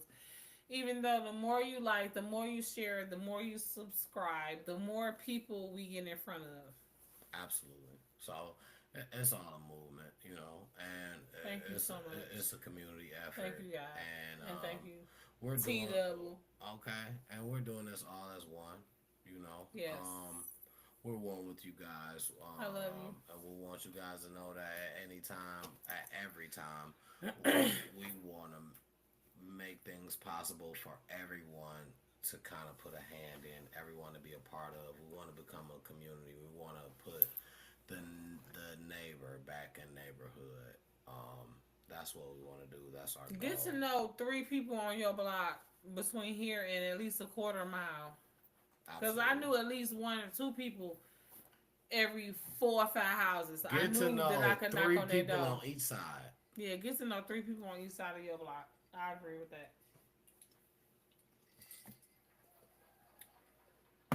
And what we're going to do is we're going to wrap it up. We love you guys, and we really appreciate Yeah, because you guys. I already took a halfway nap while y'all was here. We really appreciate you guys for Who gonna tuning check me, in, boo? for shooting in the gym. We love you guys. And the Lord watch between me and thee while we have someone from another. Absolutely. Deuce. Amen.